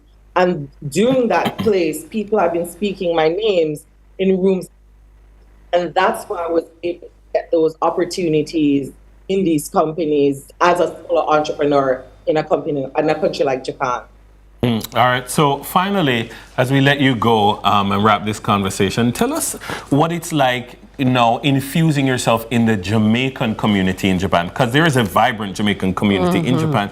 Tell us, what it's like being an active part of the Jamaican diaspora, since this is Diaspora Linko. So we are connected through the embassy. So a lot of our events are embassy related, and we do have Jamaicans in Japan groups. So if there are Jamaicans who are not in Jamaicans in Japan group, they should join that group as well. We meet up at the embassy. We have, during the pandemic, we had a lot of Zoom conversations, and we do that online. But because I've been here for almost 20 years, we started with maybe 30, 40 Jamaicans, and now there are thousands of Jamaicans all over. So try to meet up in ways, and now because we're in different areas, people meet up in smaller groups. But I must admit, our ambassador, she has been doing an amazing job ensuring that we have at least quarterly link up via the embassy. Awesome. Really, really excellent. Thank you so much. Excellent. And also, can you just send me a slice of cake? Thanks. Appreciate you. Particularly the 4-tier chocolate one. Thanks, Ashley. Appreciate you. That one caught my eye too, That one caught my eye. That was Sasha Lee Haig Seals, philanthropist, owner of Young Cup Cakery. TK is on standby with the news. Please stay with us here at Sunrise.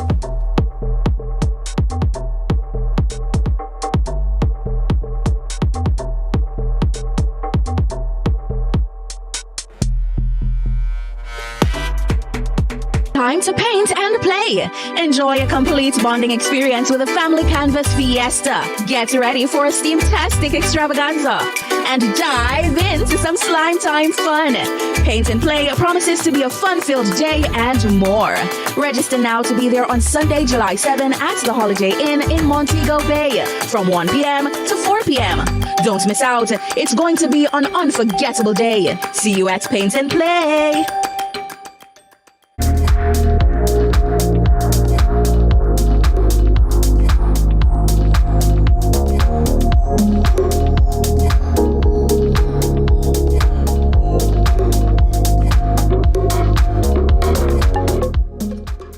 The Time by Hyundai or Hyundai 5 free payments, 3 years free insurance, or 3 years free petrol bonus is 7 o'clock.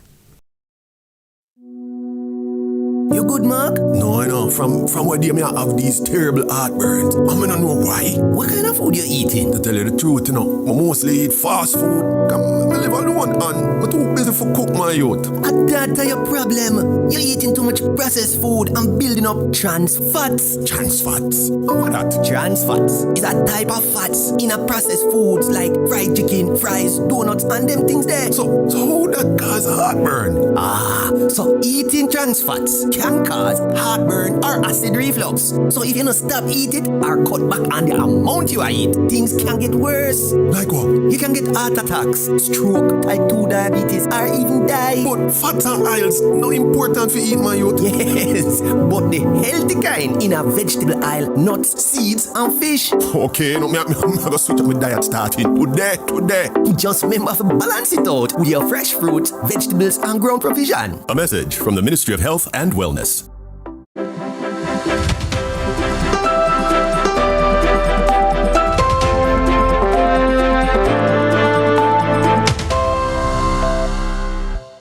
Welcome to Morning News. I'm TK Dawkins. Vybz Kartel and his 3 co-accused are set to appear in the Court of Appeal this morning, starting at 9:30, to determine whether there is to be a retrial for the alleged murder of Clive Lizard Williams. On May 30, Supreme Court Judge Andrea Thomas rejected the habeas corpus application by Kartel and his co-accused to be released from prison. Dancehall star Kartel, whose given name is Adidja Palmer, Sean Storm Campbell, Kahira Jones and Andre St. John were charged with murder in 2011. However, on March 14, 2024, the Judicial Committee of the UK Privy Council quashed those murder convictions surrounding issues of jury misconduct. Attorney at law Bert Samuels, who represents Sean Campbell during an appearance on CVM's breaking coverage of the May 30 ruling with Curlin Brown, raised the following points about the Court of Appeal hearing. It's going to be a week. It might have been set for a week for hearing. It's going to be huge attention in the Court of Appeal. The Court of Appeal, the courtroom is pretty large, but nonetheless, it can't hold more than maybe 15 persons from the public. So I think that matter should be videotaped. It should be zoomed into the public so we can see what's happening. It's going to take a lot of our, one of the interesting features of the case is that the DPP at the time is no longer the DPP now. So, it's going to be manned by other laws. It's going to be interesting to see which prosecutor comes to court to defend this matter. And it's going to be a lengthy hearing in my view. Entering a new week of the ban on rideshare options, the traveling public may face additional difficulties, with sources suggesting taxi operators will be staging a protest this morning. Information reaching our newsroom is that the operators will be protesting against police officers' alleged injustice towards them.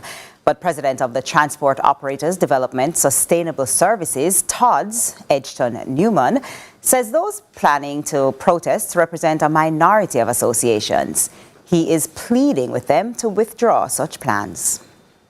Over the past 2 weeks, this sector, all leaders in the sector, have been having ongoing dialogue and consultation with the government and various agencies with regards to this issue. And so it is surprising that there are some operators who want to take protest action while the issue is in train. And so we are calling upon them to understand and make good sense prevail that we are presently in a discussion, a meeting they held on Tuesday with the stakeholders in the sector, and a meeting was held last week, Wednesday. So we are in good stead. All we need to do is to give the government some time to address the matter. So calling upon our commuting public to understand that there is enough public transport to take it to and from work. There is no reason. The 80% of the sector, we can move the people to and from work, school, and play. And over in sports, Reggae Boys carved out a hard-fought 3-2 victory over Dominica at Windsor Park in Roseau last night as action continued in the CONCACAF World Cup qualifiers. Shamar Nicholson's 30th minute strike handed the Jamaicans a 1-0 lead. This was followed up 12 minutes later when Kaheem Dixon netted in the 42nd minute to hand Jamaica a 2-0 cushion. Nicholson then added a third for the boys from the penalty spot in the 79th minute. However, Dominica came roaring back in the closing stages of the match as Javid George's strike in the 82nd minute was swiftly followed up by a goal from Troy Jules in the 88th to set up a nervy end to the contest. In the end, the Reggae Boys held their nerves to secure all 3 points. Assistant coach of the Reggae Boys, John Wall, believes the Reggae Boys escaped with 3 points. Result was better than the performance. We should have killed this game a lot earlier based on the chances that we had. Conversion rate was low. Best of it was the result. We got away with 3 points. I felt that overall due to the changes and everything and based on the 2 chances that Dominica had and 100%, and it's pretty much easily to put the eyes out of the result that there was 2 late goals, and out of that trying to make an assessment on the performance. Otherwise it was pretty much a controlled game.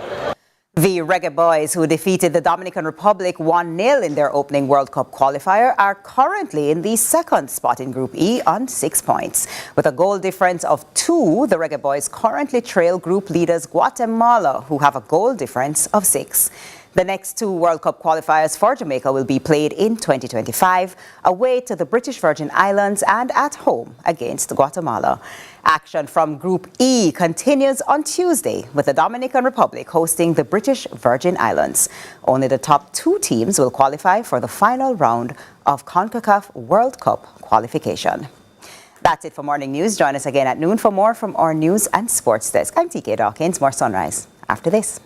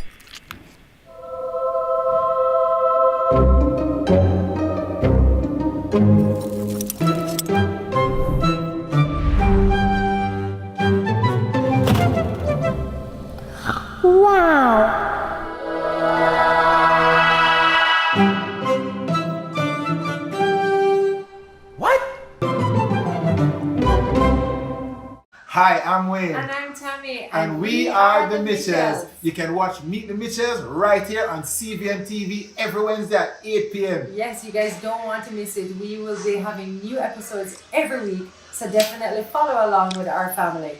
Meet the Mitchell family. Good morning, good morning, good morning. You're the sugar to my tea. Meet the Mitchell family. Copa America 2024 is coming to you this summer, right here on CVMTV. That's right, you get big-side access from the comfort of your home so you can catch all the live action. Tune in and watch as Brazil, Argentina, Jamaica, USA, and more battle for Copa Supremacy. Tournament kicks off on June 20 and runs through to July 14. Cheer on the boys and see the goals and drama of Copa America happen live on CVMTV.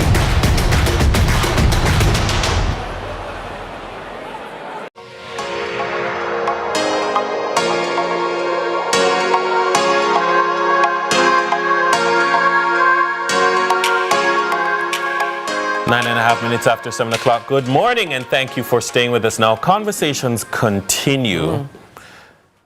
Following the Transport Minister Darrell Vazi's suggested 12-month ban on popular ride-hailing services, citing national security concerns. This decision is estimated to greatly impact ride-sharing transportation sector operators, particularly affecting innovative startups like 876 on the go. Its founder and CEO, Olivia Lindsay, has since expressed deep concern over the ban's impact, sharing that the transport minister's announcement has already led to brand damage and the loss of crucial contracts, including one with a major client. Well, Lindsay remains apprehensive, and she joins us this morning to delve into the issue.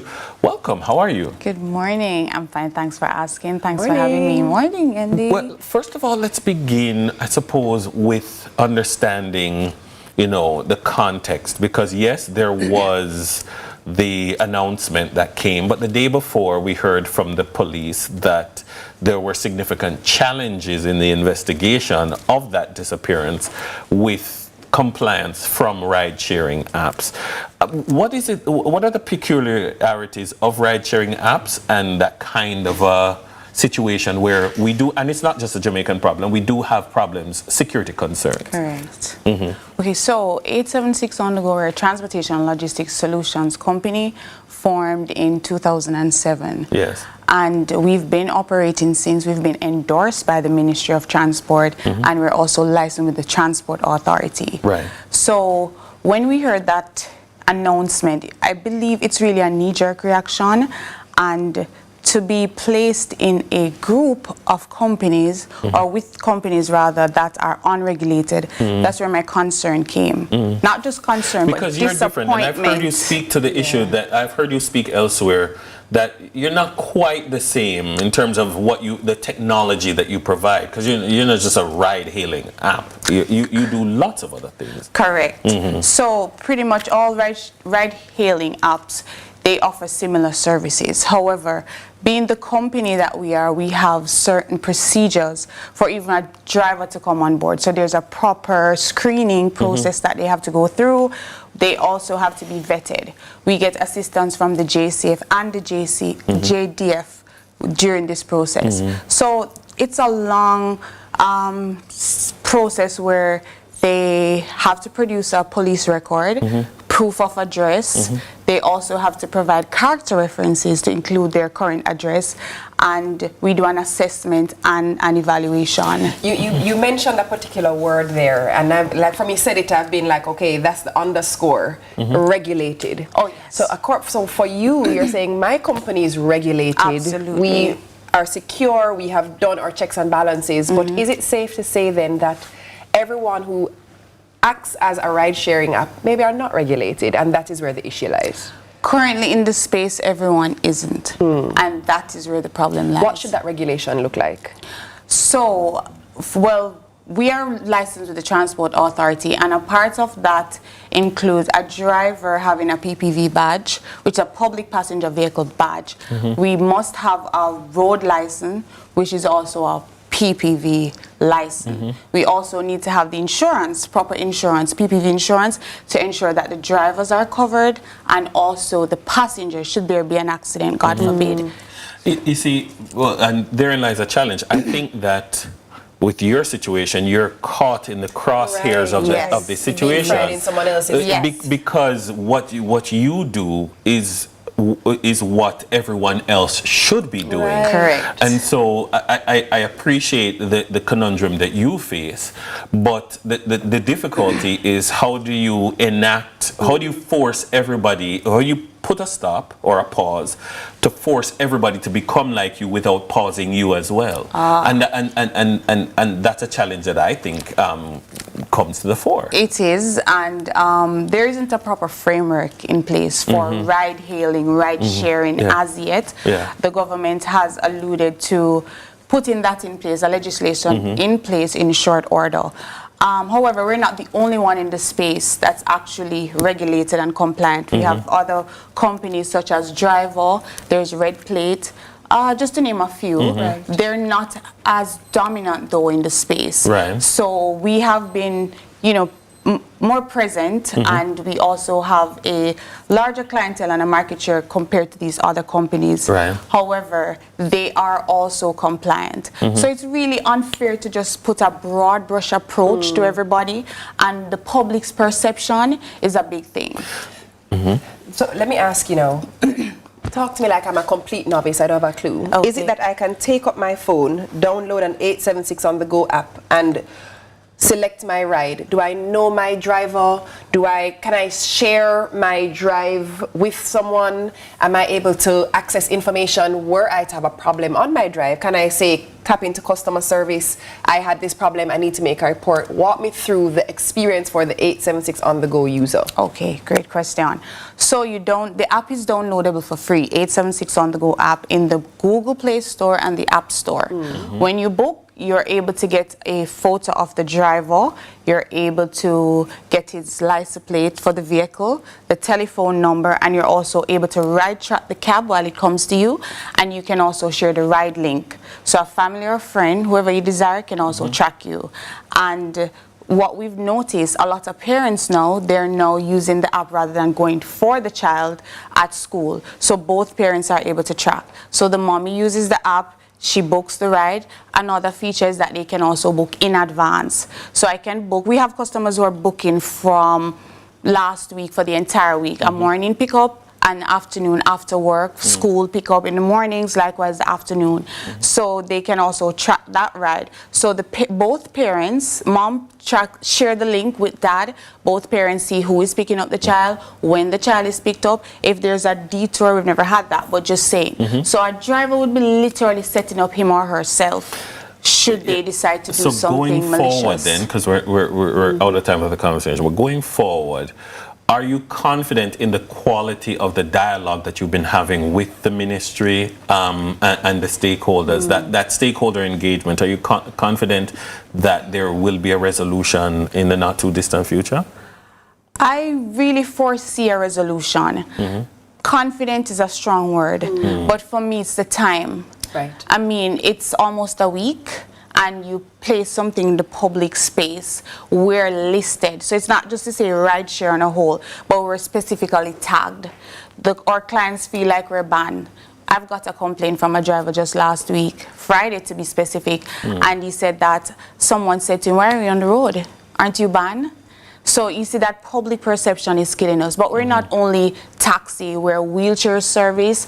We do school pickups, we do luxury transfers, we also do airport pickups. The wheelchair assistance has become so popular, so it's an untapped niche. So we're really big on providing quality service. As our motto say, we're driven by quality service. Very quickly, in 15 seconds, just tell us, what do you think the solution is going forward for a company that is heavily regulated like yours? Okay, so the solution going forward is definitely to put a framework in place, and we need to also have the necessary guidelines so we can also meet as a group to ensure that whatever protocol steps or processes needed in this situation to help have this just under some form of control. And it's unfortunate why we're here, why this decision was made. Condolences to the family, a tragic, horrific, and just a regrettable situation. And it's not just one time. Correct. So if there is a root cause, I think that's what we should be focusing on first before we come and affect or target people's livelihood. Maybe make sure people tap into regulating. Correct. Thank you very much. Our guest has been Olivia Lindsay, founder and CEO of 876 On The Go. Coming up next, from the impact of the ban to the legislation in place to protect commuters. We're going to get some insight in Law and Order JA. We'll be right back.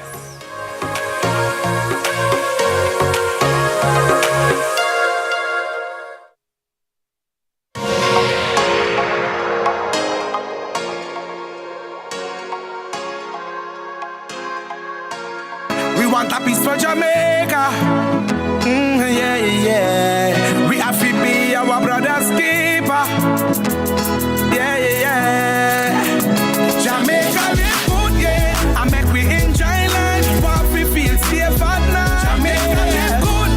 I better you and I. No say we future bright. Jamaica live good. Come together as one and make the violence Our days get a little complex sometimes. Often so many things make sense, yet so many do not. We are being intentional about giving prominence to the big stories in order to clarify and enlighten. Lead Story explains who, what, when, where, why, and how. Lead Story with George Davis, weekdays at 6:30 p.m. on CVMTV. Look who I have in the cut. No, today episode I got nice. Legends, Senator, my longtime brethren, the great all-star, the king, and the man himself. Salute! You know, as man, we're not too go as specialists, and that's the pinnacle of the problem. We want some new era. Do what you love and you never work a day in your life. Lie! You work till a week. It was pandemonium. Country people can't relate to me I talk about. What you think about me no matter, you know. What matter to me is what me think about myself. Man United, you know. I don't care what man want to say. You know, man. Yeah, man. You know, man. You finished? Yes, we finished.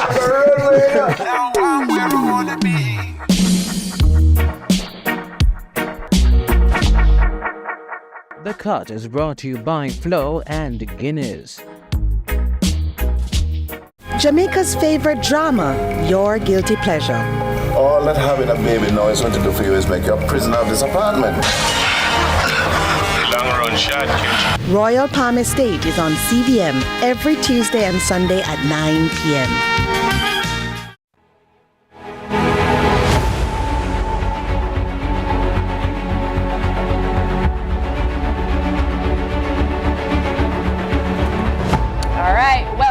Sunrise.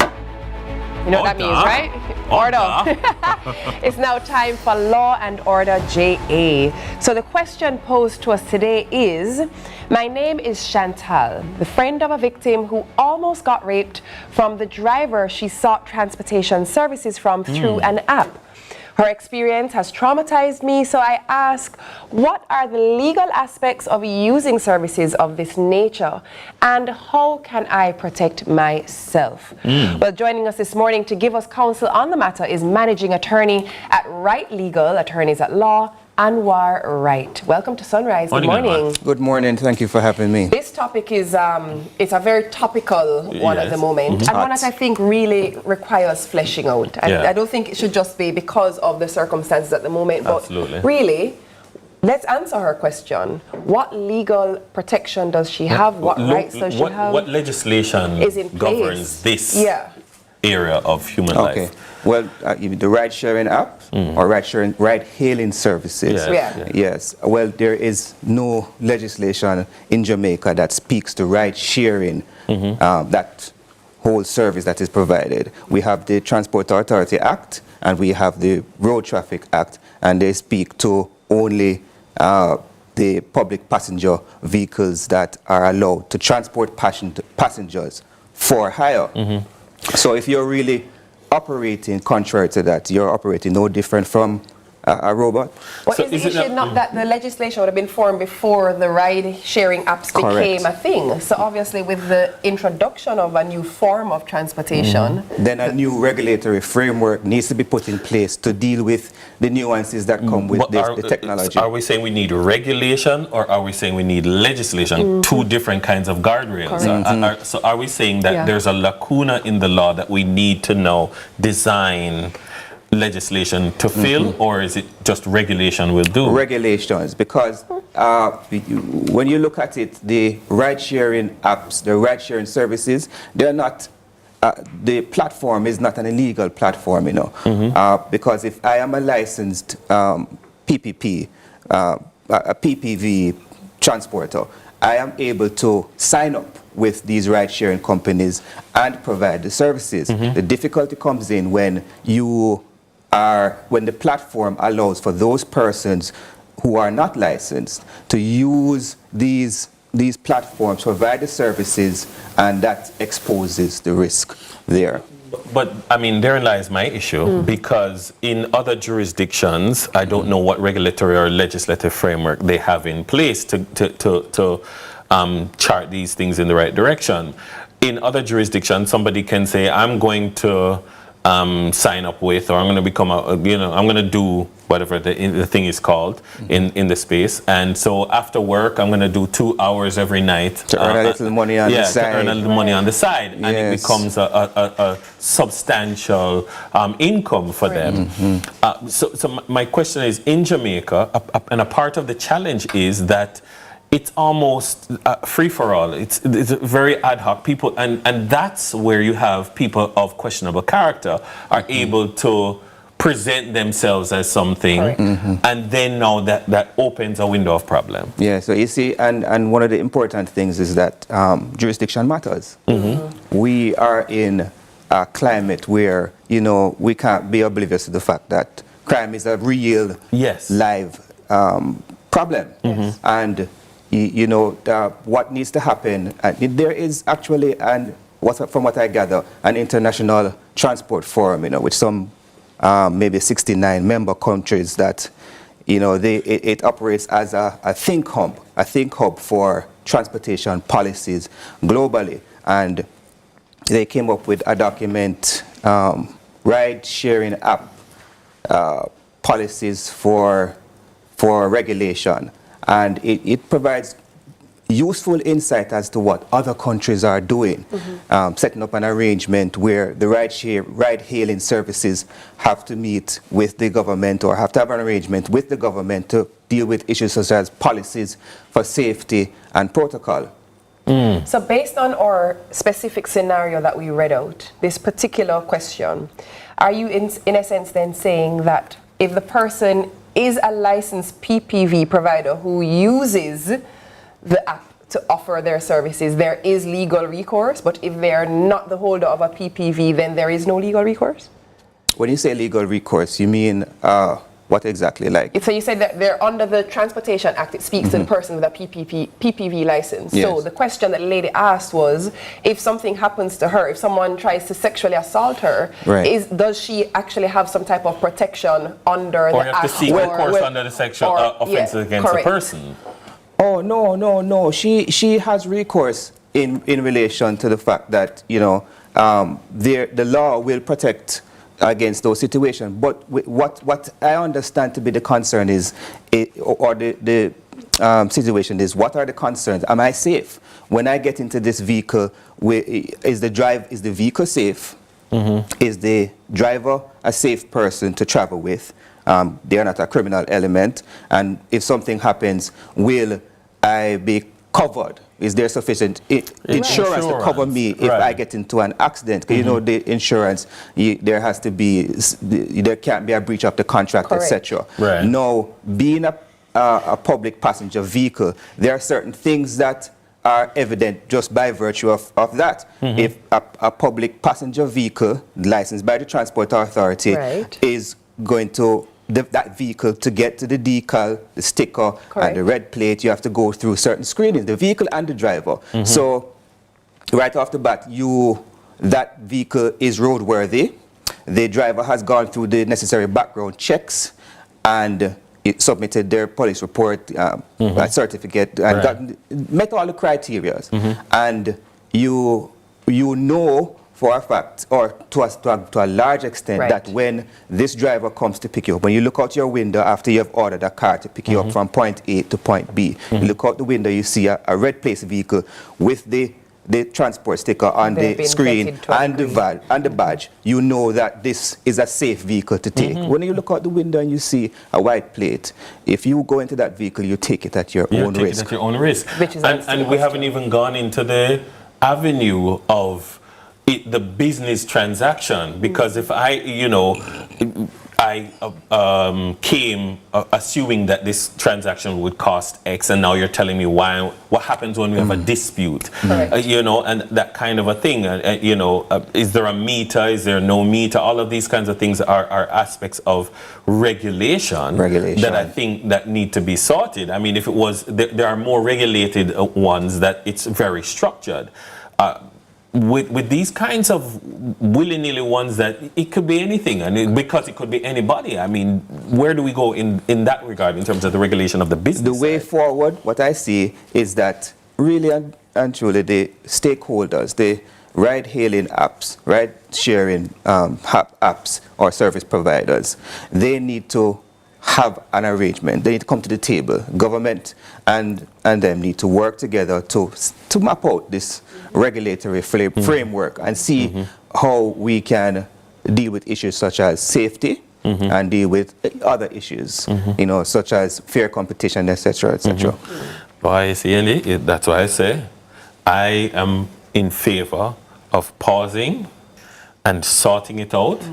Because how do you might say, oh, we take a broad brush approach. How do you take a narrow brush approach as a government without being accused of picking winners or showing favoritism or whatever? You have to just pause, fix, and then move forward. And then specific to that question, remember, you know, her ultimate question is, how do I protect myself? And the answer is work with a regulated...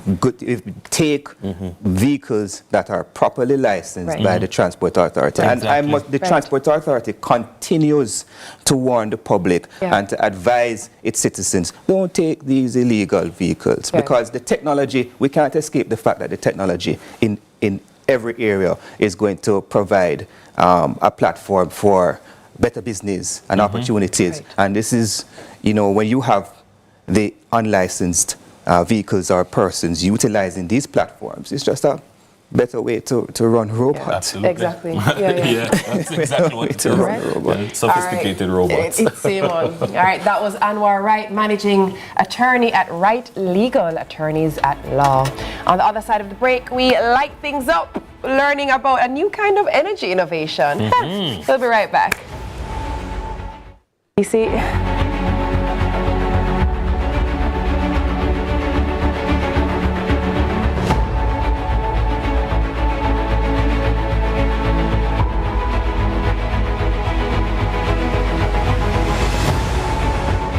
And householders, access the Hart NSTA Trust Skills Registry today to employ trained and certified skilled professionals. The time by Hart is 7:30. It's time to paint and play. Enjoy a complete bonding experience with a family canvas fiesta. Get ready for a steam-tastic extravaganza and dive into some slime time fun. Paint and Play promises to be a fun-filled day and more. Register now to be there on Sunday, July 7 at the Holiday Inn in Montego Bay from 1 p.m. to 4 p.m. Don't miss out. It's going to be an unforgettable day. See you at Paint and Play. What's your story?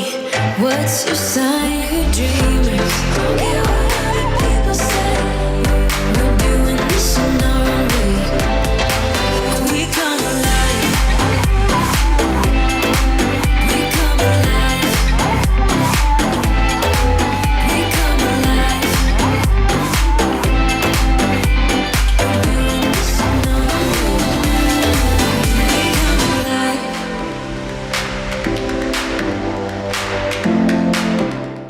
Our days get a little complex sometimes. Often so many things make sense, yet so many do not.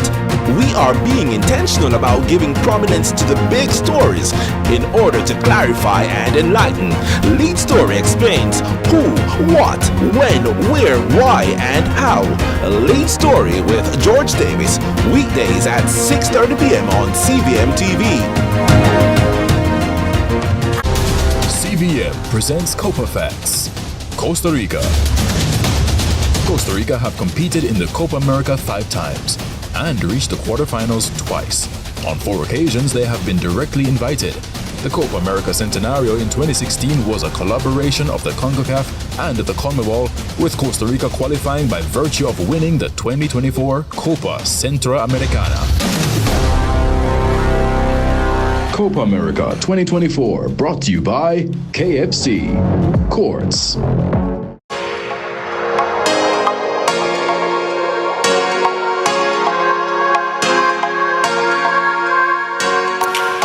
Welcome back to Sunrise. If you're just joining us, thanks for coming along for the ride. Now, let's talk about something exciting happening in Jamaica's energy sector. Have you ever heard about the Strengthening Energy Sector Resilience in Jamaica program? It's a 3-year partnership between the United States Agency for International Development, USAID, and the Jamaica Energy Resilience Alliance. It's set to help Jamaican businesses amp up their energy game, from cutting costs and beefing up their power supply reliability to going green green with their operations. Chair of the Jamaica Energy Resilience Alliance, Cadmus Group, Mark Dennis, joins us to tell us more. Welcome, Mark. How are you doing? Thank you. I'm doing well. Thank you. Good morning. Good morning. So, what is, first of all, let's start with this USAID supported initiative. Where is this coming from? Well, it was a project designed actually pre-pandemic in 2019, where we decided that the hotel sector in particular, being large contributors to Jamaica's GDP, are also heavy energy users. And so we wanted to design a program specifically to impact the hotel sector, to reduce the energy consumption, but most importantly to build resilience into the hotel sector, which would in turn build resilience into the energy sector as a whole, since hotels are such large contributors. Yeah, I've been hearing about this for a long time. I remember in a budget presentation, I think it was Prime Minister Golding, so you know how long ago that was. It was about making hotels more energy efficient, you know, putting in place the technology to shut off lights when you come out of the room, all sorts of Have we not moved in this direction, or have we not moved fast enough? We have, I think some may argue that we have not moved fast enough, but there's always so much more to do.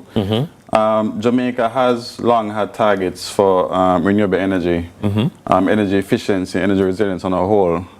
So there's still a lot to do, and we believed with this program. So I didn't mention the hotel sector previously, but we also pivoted to the manufacturing and exporters sector. Right.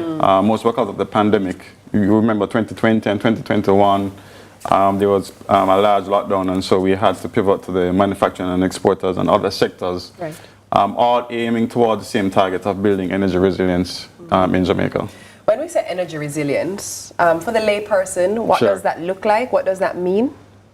Sure. So energy resilience means, in particular, for commercial and industrial players, in simple terms, they can continue to provide themselves with energy in the event of natural disasters, in the event of whatever reason the grid going down, fluctuating energy prices. They can continue to provide themselves with power, and they can also predict their cost of energy, which is also important, right? It's more predictable, it's more stable, and it's lower as well.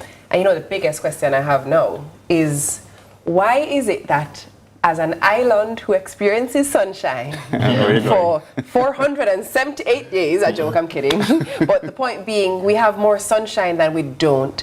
Why is it that we haven't perhaps moved more in the direction of being more dependable on solar energy as our primary go-to?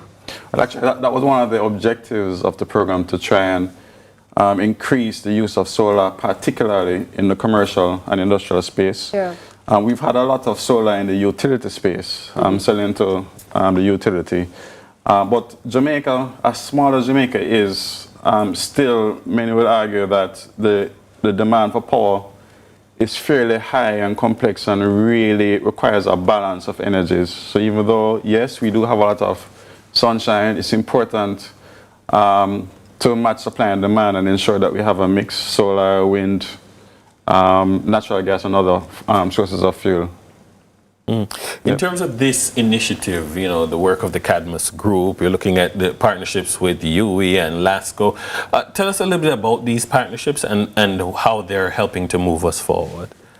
Sure. So you would have mentioned at the beginning the Jamaica Energy, the Jamaica Energy Resilience Alliance, which is really an alliance of private sector groups like LASCO, academia like UE, as you just mentioned, research institutes like Rocky Mountain Institute, and solar developers like Wigton Wind Farm and Exergy. And it really is a model of public sector, private sector, and academia. Public sector, as we know, government's role is to create that enabling environment so private sectors can thrive. And they do that through policy and standards, which should be best governed through research. Best case scenarios, which comes from academia. This is where the academia side comes in, and research comes in. And then once the environment is created, it's for private sector now to take advantage of that environment and build up the resilience, again, which we're aiming for, while at the same time making profit, because private sector, of course, wants to make money, right? Wants to make profit. Well, it's so funny that you just mentioned that, because, Mark, I've often wondered, You mentioned academia and research, and so it's always puzzled me. I know it's supposedly expensive, but can we not look further into desalinization of water? You just said it's expensive.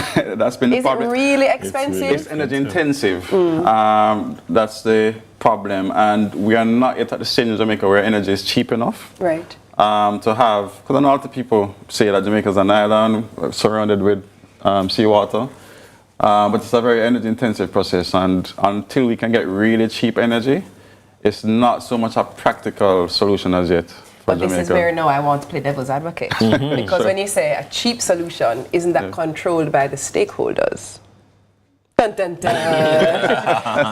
Does anyone want to actually make it cheap? This is the question, Mark. I think so. It's a balancing act between having cheap supplies of energy and ensuring that our supply is reliable and sustainable. And we do have a ways to go. I think, from the policies that I've seen, and the actions that I've seen both from government, private sector and academia, I think we're all working towards a nice mix of energy at a lower cost. Right. So hopefully it gets cheaper eventually. Are we moving in the right direction? I think so. I can't remember the figures, but I think Jamaica currently is maybe about 15% renewables. We have policies right now that are geared towards significantly increasing renewables. We just had a request for proposal recently that sought to procure 100 megawatts, which for the layman is a significant amount of renewable energy. And we have another RFP coming soon that's supposed to procure over another 100 plus megawatts of renewables. So I think Jamaica is well on their way to 50% renewables by 2030 that we've outlined in policies. Not bad. We're on the way. Yeah. We're on the way. All right. Can I come in the lab with you? Sure. I'm a undercover nerd when it comes to stuff like this, But I don't even know if I'm that undercover anymore. I don't think so. Yes. I really want to find a way to do desalinization without it being costly. We get in there, man. Let's work on it. We're working on it. Okay. We'll get there. All right. That was Mark Dennis, the chair of the Jamaica Energy Resilience Alliance, Cadmus Group. Coming up next, it's time for it's your Monday morning checkup. Ooh. The eyes going because I'm not so young. Please stick and stay.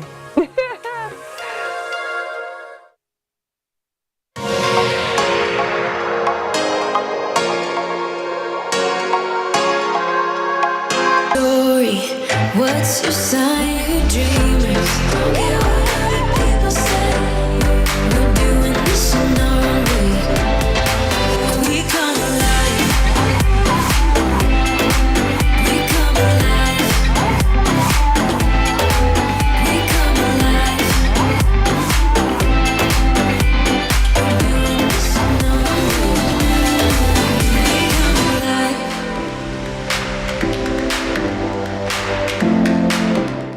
Copa America 2024 is coming to you this summer, right here on CVMTV. That's right, you get big side access from the comfort of your home so you can catch all the live action. Tune in and watch as Brazil, Argentina, Jamaica, USA, and more battle for Copa Supremacy. Tournament kicks off on June 20 and runs through to July 14. Cheer on the boys and see the goals and drama of Copa America happen live on CVMTV.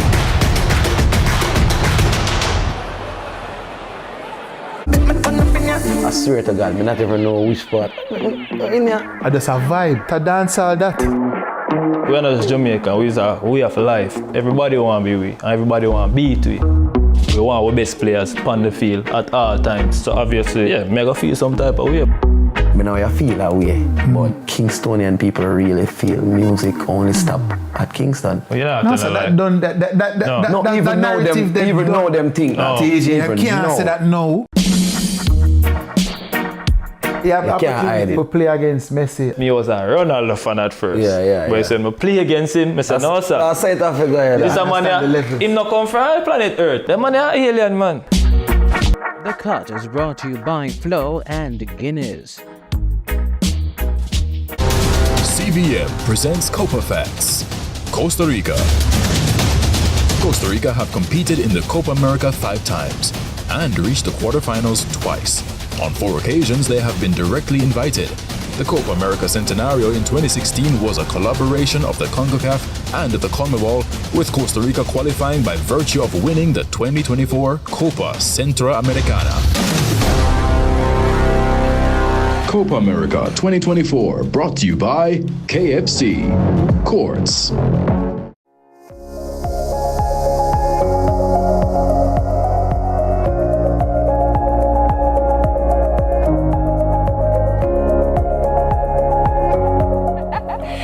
All right, welcome back to Sunrise. Now, did you know that June is actually National Infertility Awareness Month? Infertility awareness is crucial, especially in light of the recently published Jamaica Population Health Status Report, which highlights a substantial decline in the country's birth rate. Well, in today's morning checkup, we'll be exploring the implications of this decline and what it means for the landscape of reproductive health care and even fertility services here in Jamaica. So fertility specialist and OBGYN from the Hugh Winter Institute of Reproductive Health Care and Endoscopic Surgery, Dr. Loxley Christie, joins us for the conversation. Doc, Morning, how Doc. are you? Oh, I'm great, thanks. How are you doing? Awesome. I'm great. So I know I was jokingly saying to you earlier, if you have any retrievals today or if you have any, Absolutely. When I leave here, I'm running off. For those who don't know, before we get into the infertility aspect of what happens at the clinic, why would infertility even be a topic of discussion, and what does that entail? What does it cover? Well, it's a significant topic in the sense that many people are battling with infertility worldwide. This is not just a Jamaican phenomenon. Infertility affects up to 15% of people. So if you think about it, 1 in every 7 couples that you know will be struggling with infertility. Many of them either don't know it, or we do what we do when we have sensitive disorders. We go into hiding. It takes a long time for them to present, and therefore it becomes more difficult for us as clinicians to help them. So one of the things about Infertility Awareness Month is that we want to bring awareness to the disorder so that patients can present earlier, so that we can help them as quickly as possible in as natural a way as possible. Yes, of course. One of my challenges in the way we talk about infertility, I mean, even coming from, if we read the Bible, we read about a woman who was barren.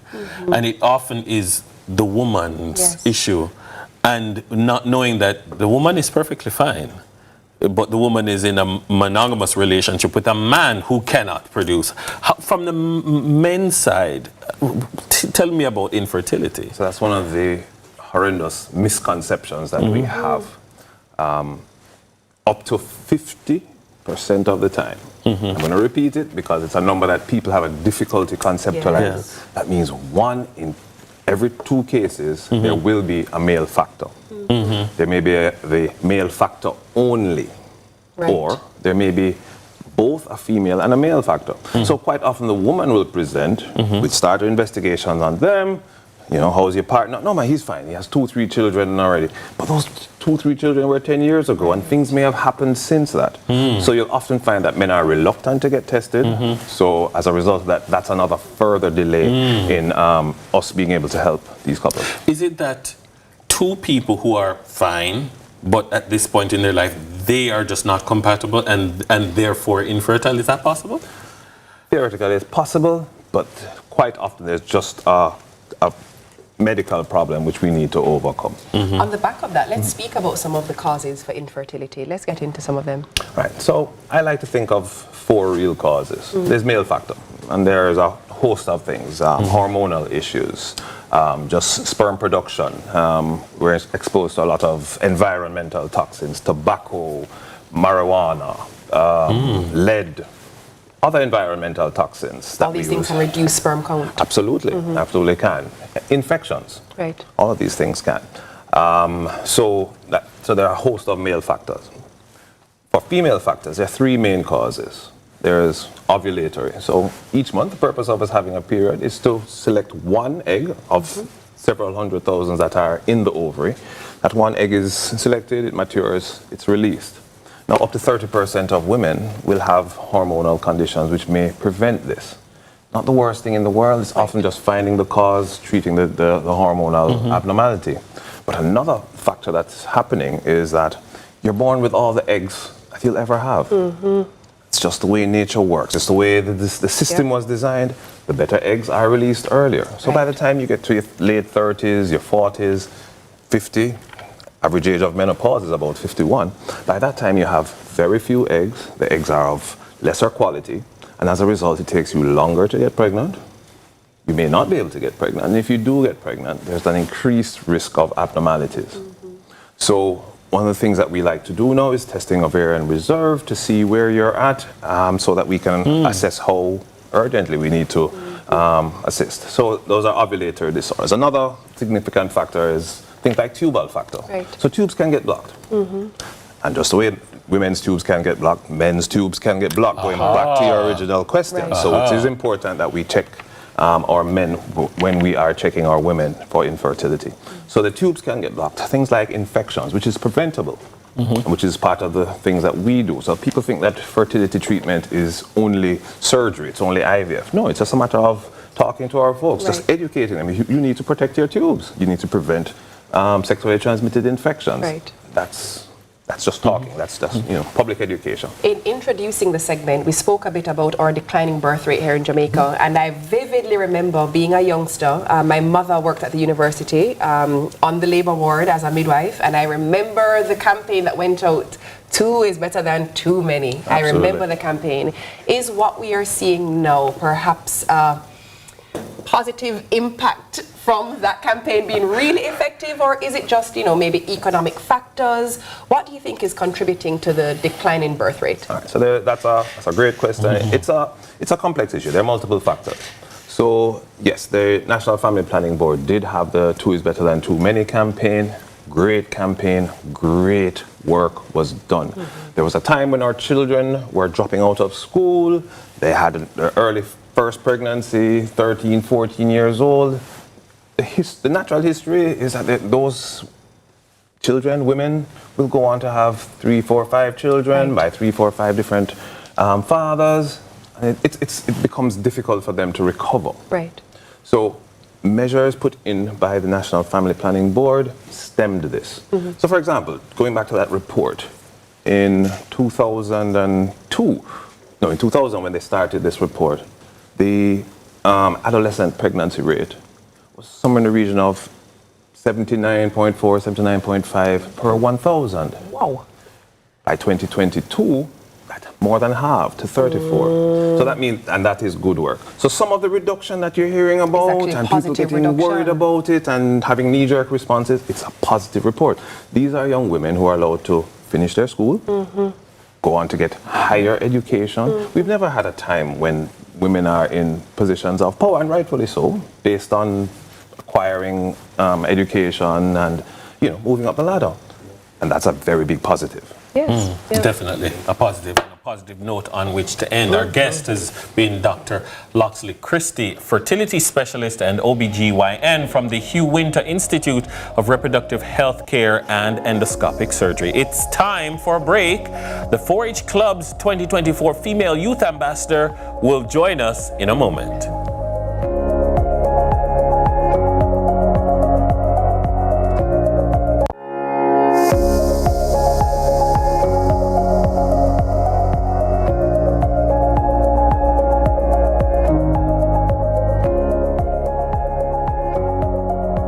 Days get a little complex sometimes. Often so many things make sense, yet so many do not.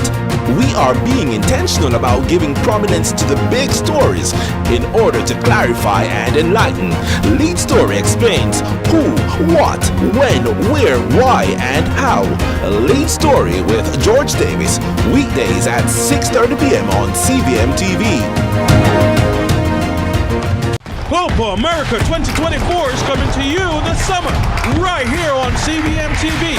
That's right, you get big side access from the comfort of your home so you can catch all the live action. Tune in and watch as Brazil, Argentina, Jamaica, USA, and more battle for Copa supremacy. Tournament kicks off on June 20 and runs through to July 14. Cheer on the boys and see the goals and drama of Copa America happen live on CVMTV.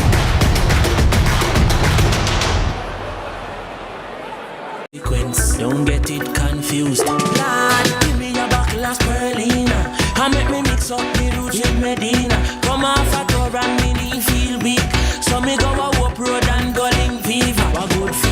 So what's up and sapata, coconut water fi wash off your heart. Hey, nobody could have said Rasta. I like it. Bringing us in with Spirulina. Now, if you're not familiar with the Jamaica 4-H Club, here's what you need to know. They're all about empowering young minds in agriculture, fisheries, and beyond. With roots dating back to 1940, they've been nurturing talent and skills that extend far beyond Jamaica's borders, making an impact globally. Our next guest is proof of such, making waves in the agricultural sector with her innovative ideas and passion for making a difference. She shares her journey and her exciting Spirulina hair treatment project. Special welcome to 4-H Club's 2024 Female Youth Ambassador, Danila Wright. Danila, it is a pleasure to meet you. It's a pleasure to meet you all as well. Danila, you know the song that brought you in should definitely be your theme anthem. song. Most definitely. Yeah, give me a buckle of Spirulina hair treatment. Well, actually, Danila, this work for Dennis, you know. Boy, you know it would be an advertisement and a half. But let us talk a bit about what it is that you have created. What do you have here with us today? Okay, so this is my aloe spirulina hair treatment. It is formulated with aloe vera, spirulina, as well as coconut oil, rosemary, tea tree oil. And yes, that's just a bit of the contents of the product. And it's good for the hair, so it's for my natural hair girlies, as well as my processed hair girlies. And you could get some as well. The follically challenged among us, yes. Okay, so it's really just nourishing for the hair. The spirulina especially contains 70% protein, so you know it protects the hair from damage, as well as it repairs the hair, it nourishes the hair, and it really just goes into your scalp. It soothes the hair, so you're able to have longer hair and it's stronger. You know, you're as a 4-H Club member. Tell us about, because this is what I want to see 4-H doing. You know, it's about the modern new face of agriculture. That's you. Tell us about what got you into 4-H and what keeps you going to 4-H Club. What school do you go to, by the way? Knox College. So it's in Clarendon, Spalding's Clarendon. Right. One college, Knox College. Right. If you never that, you couldn't go back at school, you know? I'll get some beating. So tell us about, the 4-H Club. Why 4-H? So it wasn't really a what, but a who. So my older sister, Chrisella, she was a former Girl of the Year. So she was a former 4-H Youth Ambassador. However, not national, it was for the parish of Manchester. And she saw the potential within me that I really did not see myself. She introduced me to agriculture, home economics, volunteerism. And from her introduction, I was able to garner some skill sets. However, the 4-H Club really refined me and allowed me to be who I am today, so I stayed. You notice that she gonna be a beauty pageant girl. Like, you see it? All she needed to do on the back of that was thank you, Jamaica. you realize that you're gonna. I'm saying it now. She's gonna enter Festival Queen, and then she's gonna transition from Festival Queen to Miss Jamaica or Miss World. Yeah, man. I've said it first because you're just that girl. Thank you so much. I love that you said, you know, your inspiration came from so close to you, right at home in the form of your sister. When you're formulating something like this, do you have people you try it out on? You sit down to your sister and you say, come, let me try this on your hair. How do you measure the efficacy of your product? Most definitely. So although some persons, they didn't really know about the spirulina, they were like, what? What is that, you know? But they were willing to try. Miss Melissa Trowers, my parish manager, the Clarendon parish manager, she really tried the product first, and also my younger sister as well as my mother. Although, you know, they were a bit iffy, but it is natural and it is good for the hair, and I was able to have so much trust in the product that I was able to really say, Mommy, you know, well, I have trust in you. Try it. Well, I'm going to try it. Beg you put little right here so for me. So if I'm going to buy your product now, walk me through it, Danila. How do I use it? Okay, so it's actually on the bottles. So you're supposed to really shake the product well at first. All right. And then you take the product, you place it, in the scalp of your hair. Come on. So it's soothing. And then you rub gently with the pads of your fingers, not your Come on. fingernails. And just massage it into the hair follicle. So you just massage it into the hair follicle. In the mighty hair name shall of grow. Spirulina. Speak life, God. Life into the hair. Where can we get your products? Really where can we find it? Okay, so right now I am in the process of developing my business page, which is Neela's Natural Things, and that's supposed to be on Natural Things. All right. That's supposed to be on Instagram, so you can all stay tuned for that. All right. Look out for Neela's Natural Things. Neela as in Denila. So you did your own labels and everything? Yes, and you sit down and put on your label, you look a production line. I did. My girl. Forge Club teach them these things. Yeah. Thank you. Big ups to you. Big ups to you. That's really awesome. And if I come with hair during the course of the, you know. Denila, you shall hear of it. After this, you shall hear of it. As a matter of fact, the minute Dennis hair grow, me I go sit him in a barber chair and put him here on here. And we say, Denila, I'm the solution. You want to see me that mohawk? What's a reverse mohawk called? A mohawk. All right, that was Denila Wright. Fantastic stuff. Really inspiring. Awesome. Love it, love it, the love it. 4-H Club 2024 Female Youth Ambassador. We wrap things up after the break. Come here. Pay the consequence. Don't get it confused. Lord, give me a buckle of Spirulina. And make me mix up the roots with Medina. Come off a tour and me knee feel weak. So me go a up road and go link fever. What good for your nerves, so what's up and sapata. Coconut water fi wash off your heart. Hey, nobody coulda said Rasta soft. Me go link fever fast and never fever grass. Hey, Spirulina. Securing what matters most. Time by Hawkeye is 8 a.m. Our days get a little complex sometimes. Often so many things make sense, yet so many do not. We are being intentional about giving prominence to the big stories in order to clarify and enlighten. Lead Story explains who, what, when, where, why, and how. Lead Story with George Davis, weekdays at 6:30 p.m. on CVMTV. Jamaica's favorite drama, Your Guilty Pleasure. All that having a baby now is going to do for you is make you a prisoner of this apartment. Long run shot, kid. Royal Palm Estate is on CVM every Tuesday and Sunday at 9 p.m. Hi, I'm Wayne. And I'm Tami. And we are the Mitchells. You can watch Meet the Mitchells right here on CVMTV every Wednesday at 8 p.m. Yes, you guys don't want to miss it. We will be having new episodes every week, so definitely follow along with our family. Meet the Mitchell family. Good morning, good morning, good morning. You're the sugar to my tea. Meet the Mitchell family. What's your story? What's your sign? You're dreamers. Don't care what other people say. We're doing this in our own way. We come alive. We come alive. We come alive. We're doing this in our own way. We come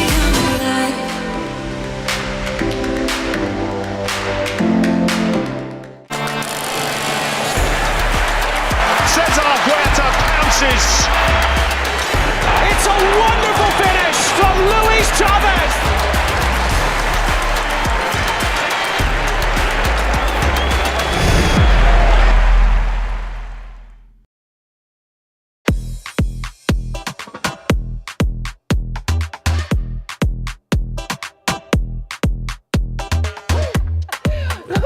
Well, here we are standing by. All right. That's all the time we have for today, Sunrisers. You know, it has been absolutely fun, but we've got to go. We ain't got to go home, but we got to get out of here. Yeah. So if you missed anything or you just want to rewatch some of your favorite segments, we've got you covered at CVMTV.com. And for all the fun stuff in between, we are on Instagram at SunriseCVM and at CVM_television. All right, remember to tune in for Lead Story this evening at 6:30 with George Davis, followed by The Cut at 8 p.m. featuring Reggae Boys Head of State Damian Lowe and none other than TJ Drift. Wow. So you don't want to miss that. Speaking of the Reggae Boys, watch them them compete against the likes of Argentina, Brazil, Mexico, USA, and more at this year's Copa America 2024 football tournament. You can see it happen live on CVM from June 20 to July 14. That's it. Big up to everybody and our official catering sponsor, Mothers. Best breakfast in town. Roundtable Squad takes over right now.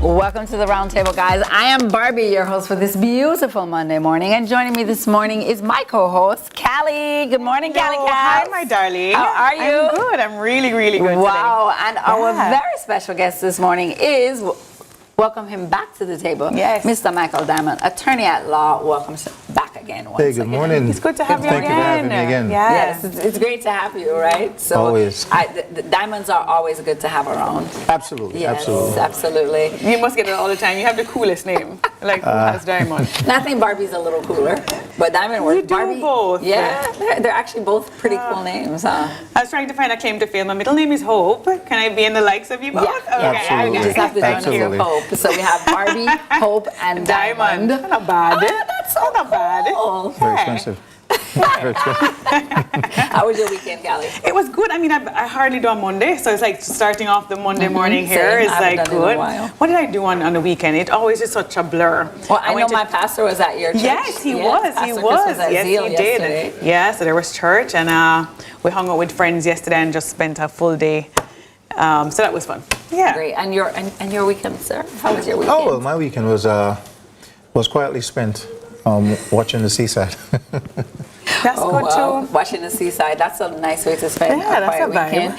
But I tell you what, it is now time to check out what's buzzing online in our social buzz this morning. Check this out.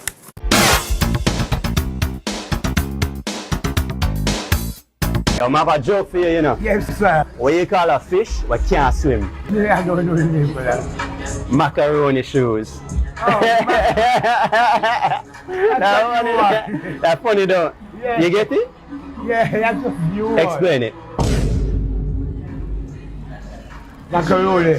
You like macaroni? Macaroni tea? Is a kind of stringy thing? Yeah. Yeah, you get it. Yeah. Yo, Jamaicans are wrong answer. We have an answer for everything. Like, yo, how we come in? How we stay so? Macaroni shoes. Man, say, yeah, man, we get it done. I'll try to explain it, you know. But we just laugh at everything, right? No, we so do. everything is just funny. Exactly. I will love laugh. And we're going like we know what we're talking about or what everybody else is talking about. And we literally have Wrong and strong. no clue. Wrong and strong. Yeah. Perfect. My man said, explain it. My boy not even take two breaths and say, all right. Look what maths it out. Disclaimer, I had no idea what you were saying. No idea? No idea about that. Nobody did, but he still answered. You know what? It is now time for a bag of things. Ready?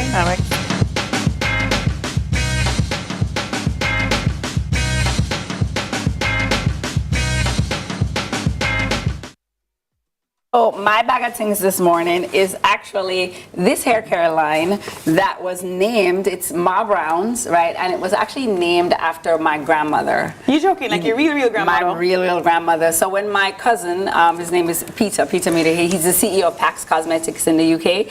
When he was younger, he remembers how grandma used to mix like herbs and oats and honey and everything for his hair. So he literally says it's the reason why he has such great hair now. So he made this line, he created this line actually in her memory and with her name. So it's actually, of course, you know, I had to get them. I had to get all of my things. So this braid spray, can I tell you that this is why my braids have lasted this long? I want to spray. Right, it's a full line of products, natural products, and the key thing was for it to be affordable, right? No, it's okay. The key thing was for it to be affordable.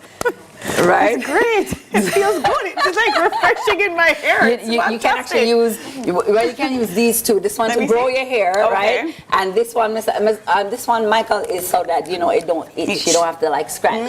Yeah. Are you touching your beard? Do you want something for your beard? That was a hint. That, you can just use the oil for your hair. Or if you wanted to lay down, you can use it. You can use this, right? It's like a pomade. Right, it's really nice and natural, and it doesn't cake or build up, which is what I love, especially when you use it for your edges. Very cool. So this, yes, I thought this was absolutely amazing. So I enjoy it, and I encourage everybody to go and enjoy it too. Where can we find it, Barbie? Where can we find it? You can find it in most beauty supply stores in Jamaica, but you can definitely find it online, Pax Cosmetics and Ma Brown's. Very cool. Yes, I'm going to check it out. Please do. Yeah, now, for sure. I know I see something really, really hot coming in here, Abby. Thank you. Let's see. What is so hot in this bag? The art of hard conversation. It's gonna be a hard one. Yes, the art of hard conversations. Mr. Diamond, I'm gonna start with you on this one because you are our guest. Right? And we love to hear from our guests first. Hard conversations. Yes. Unpack that for us just a little bit. What is even considered a hard conversation? That is such a challenge. I would imagine that a hard conversation would be something whereas you're very fearful of the reaction of your listener, or whether or not you'd be able to convey your particular point that they would understand, and then you can actually reach some type of resolution. Or it's just to even make an announcement that you know is going to create some type of, issue. Are they always conflict-based, hard conversations? Because hard conversations, for me, sometimes are not necessarily conflict-based, but sometimes conversations that you have to have with people that they may not be necessarily ready or in a place to receive. So if it's something to do with like character. Right. Development, your personal hygiene, even personal choices that you've made, those can be very difficult, challenging conversations to have with people and how to approach, right? Yeah. So, Callie, you have teenagers. Yeah. You have teenagers, and I know that sometimes conversations with them as they grow about just their choices 100%. and a lot of different things that they do. How do you even approach a hard conversation before we get into navigating? No, it's interesting how you said it because I'm taking everybody's, because when you get in a topic, I know difficult conversations have their topics like fertility, talking about maybe someone's weight, approaching your boss on salary, those type of things. But then I like what you had to say, like difficult general conversations. So I will take my girls home in the car with their friends and the car will reek. And I often don't even know where to begin. Do I go to the parents? Do I have a conversation? Do you buy someone deodorant? It's difficult. Yes. So I'm coming here today to tell you that I have not figured it out. I hate confrontation. I hate having difficult conversations. I'm generally a peacemaker, and so I will just bypass as long as I can, kind of tell myself, okay, they're only in the car for 5 minutes. But so I'm really ready to learn from you guys because I know I need to mature in it, and it's so interesting that this is a topic today. As a disclaimer, I can certainly say to you that for those who ride in a car with you, they've just been informed that there's an issue that you have kept silent. So be prepared. This morning. Be prepared for that conversation. Is Auntie Callie talking about me? I was just in the car with her several yesterday. carpool days. It wasn't the Monday or the Tuesday group. They're going to get in the car and start sniffing themselves now. So, one of the challenges, though, is that sometimes we listen not to understand, but listen just to respond. And that is the problem. I always say to people, if you already know what you're going to say before I'm finished speaking, you're not listening. Absolutely. Right? So that it's a key to having hard conversations or difficult conversations is actually learning how to listen, right? Because ideally we feel like, I know exactly what I'm going to say, I know exactly what she's going to say, and so you just jump to saying it without even listening to the person, right? So I think that it's very important to listen to them, right? To listen. So listening is how you discover, right? So you discover what the problem is and what the real issue is, because it may not even be what they're talking about, right? So that's how you discover. And then once you discover it, then you help them kind of define it, right? Where can help them to pinpoint what the real issue may be. And that's how you open yourself to discussion. Can you admit that if you've ever had a conversation with me, like I've had to really work on feeling offended immediately. Nobody likes to feel bad. Nobody wants to know that they're in the wrong. So let me take on that side of things. Like it's always hard to hear, you are not good enough in this, you need to improve in this. I don't know that I take it well internally or that I even want to finish a conversation because immediately I want to just defend my little old Callie self. And so it's always hard. But marriage has taught me to have those conversations, and I think Bruce and I have developed a little technique. So we know the topics that are sore, and he will say, before you rush into that, before you go into that, we are going to go to a break and come back. Right after there, we'll pick up where Callie left off. More roundtable up right after the break. Awesome. I'm out to give it all my money, and all I'm asking in return, honey, is to give me my. For America 2024 is coming to you this summer, right here on CVMTV. That's right, you get big side access from the comfort of your home so you can catch all the live action. Tune in and watch as Brazil, Argentina, Jamaica, USA, and more battle for Copa Supremacy. Tournament kicks off on June 20 and runs through to July 14.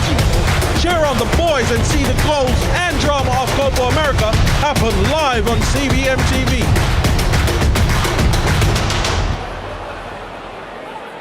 Our days get a little complex sometimes. Often so many things make sense, yet so many do not. We are being intentional about giving prominence to the big stories in order to clarify and enlighten. Lead Story explains who, what, when, where, why, and how. Lead Story with George Davis, weekdays at 6:30 p.m. on CVM TV.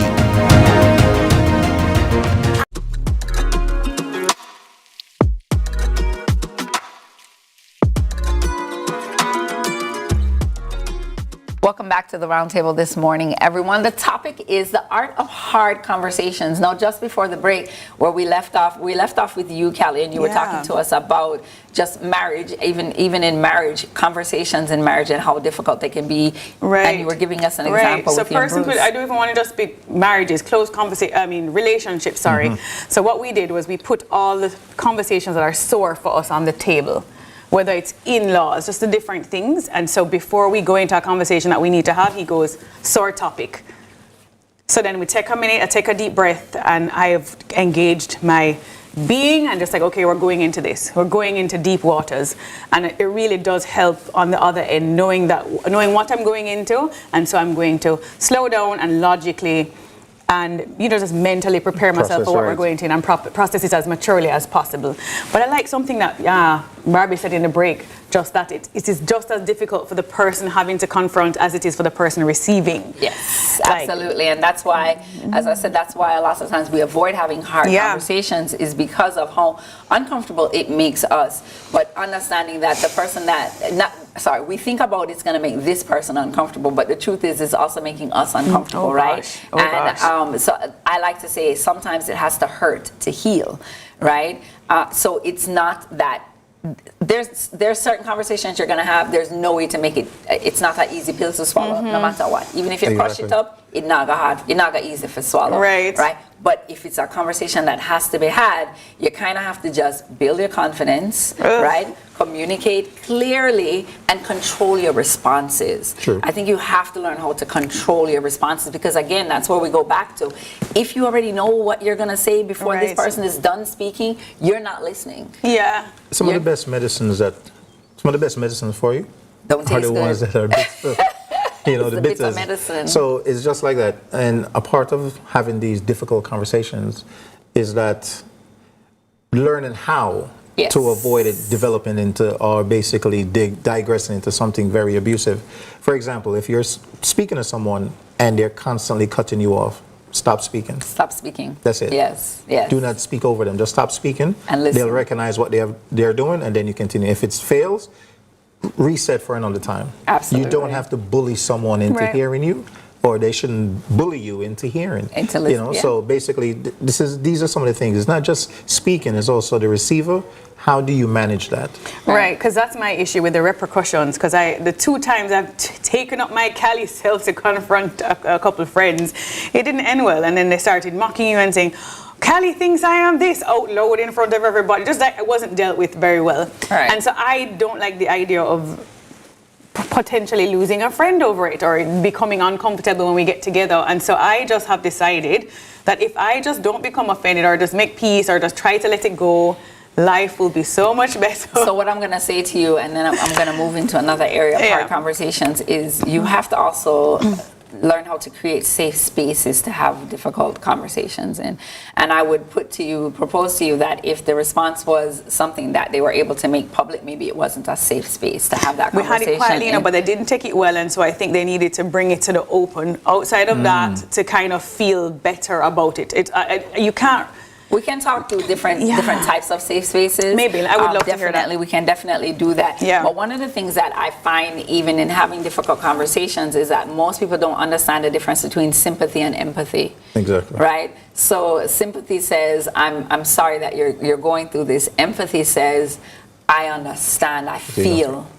I can actually feel. So it's when you can empathize with someone, you can actually meet them exactly where they are, right? And when you can meet somebody where they are, then what you can do is you're in a position now to say, if this were me and someone was going to speak to me about this, what would work?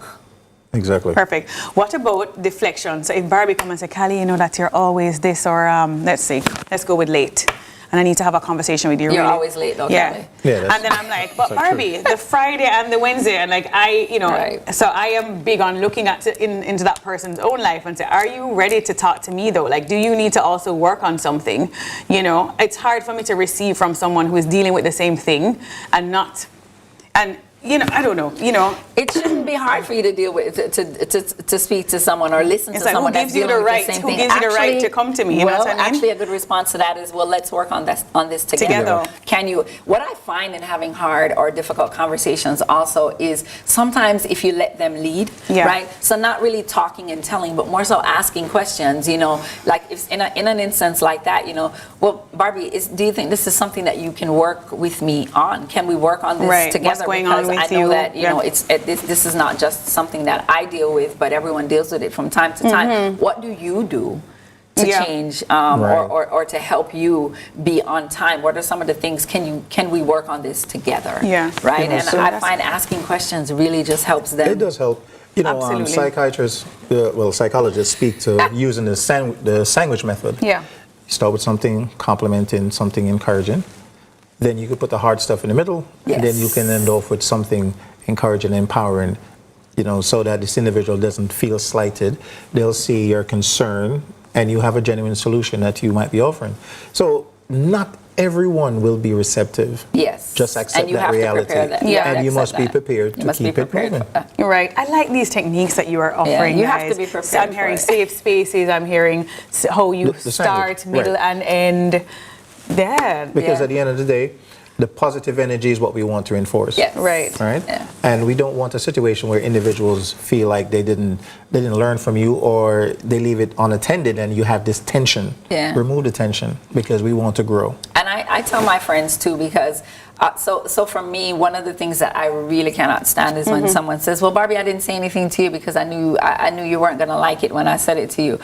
When you don't say it to me, then you're hurting me. Why would you allow me to keep doing something or to do something that you know could potentially hurt me? And when you keep that from me, right? You even rob me of my right to grow, but as well as my right to respond to that. Maybe that's an emotion or something that I need to respond to get out and to deal with, to be able to grow. So even though it's hard to say, you've got to find a way to pinpoint and say, let me figure out how to talk to this person about that. I see you shaking your head, so. You're absolutely right, because we have to enter into these conversations to know that we don't know everything. Yes. There's always something to learn.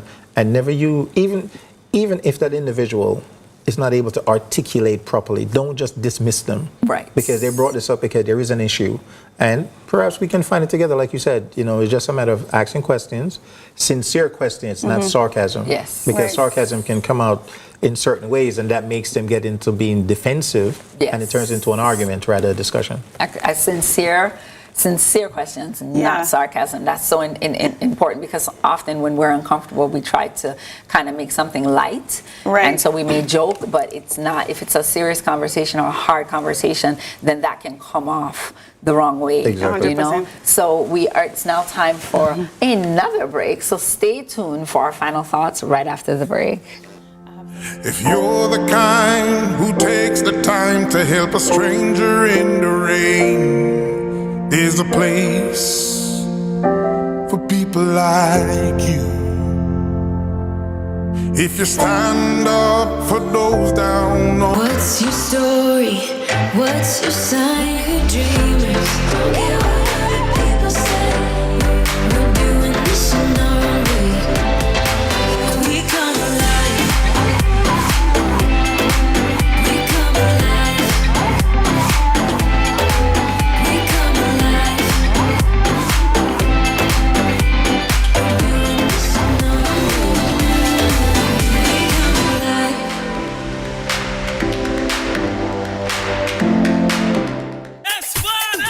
John Mike! Celine, why go We can say we're a friend now. Celine. We have to take on the road. Yeah, man, we have to take on the same way. All right, Lord, thank you so much for this day. Me, I do the work. Yeah. And the people them accept it.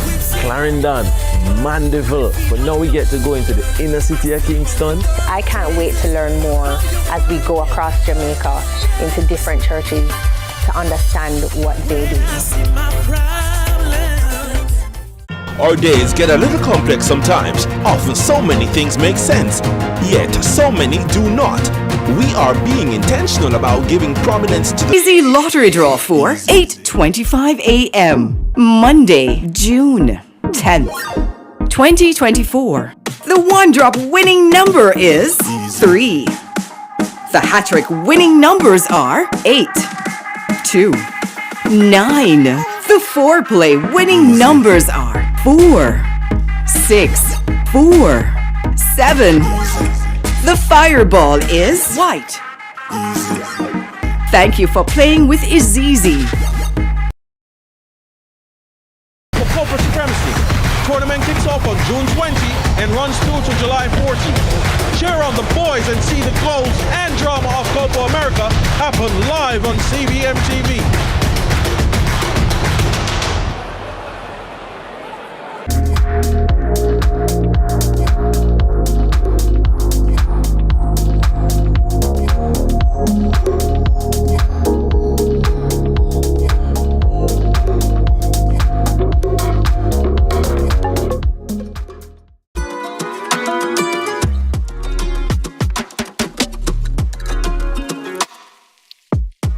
Thanks for staying with us. Time definitely flies when good things are happening, but you know what time it is. It's time for our final thoughts. Yeah. Michael, your final thoughts. My final thoughts is that difficult or hard conversations will always happen.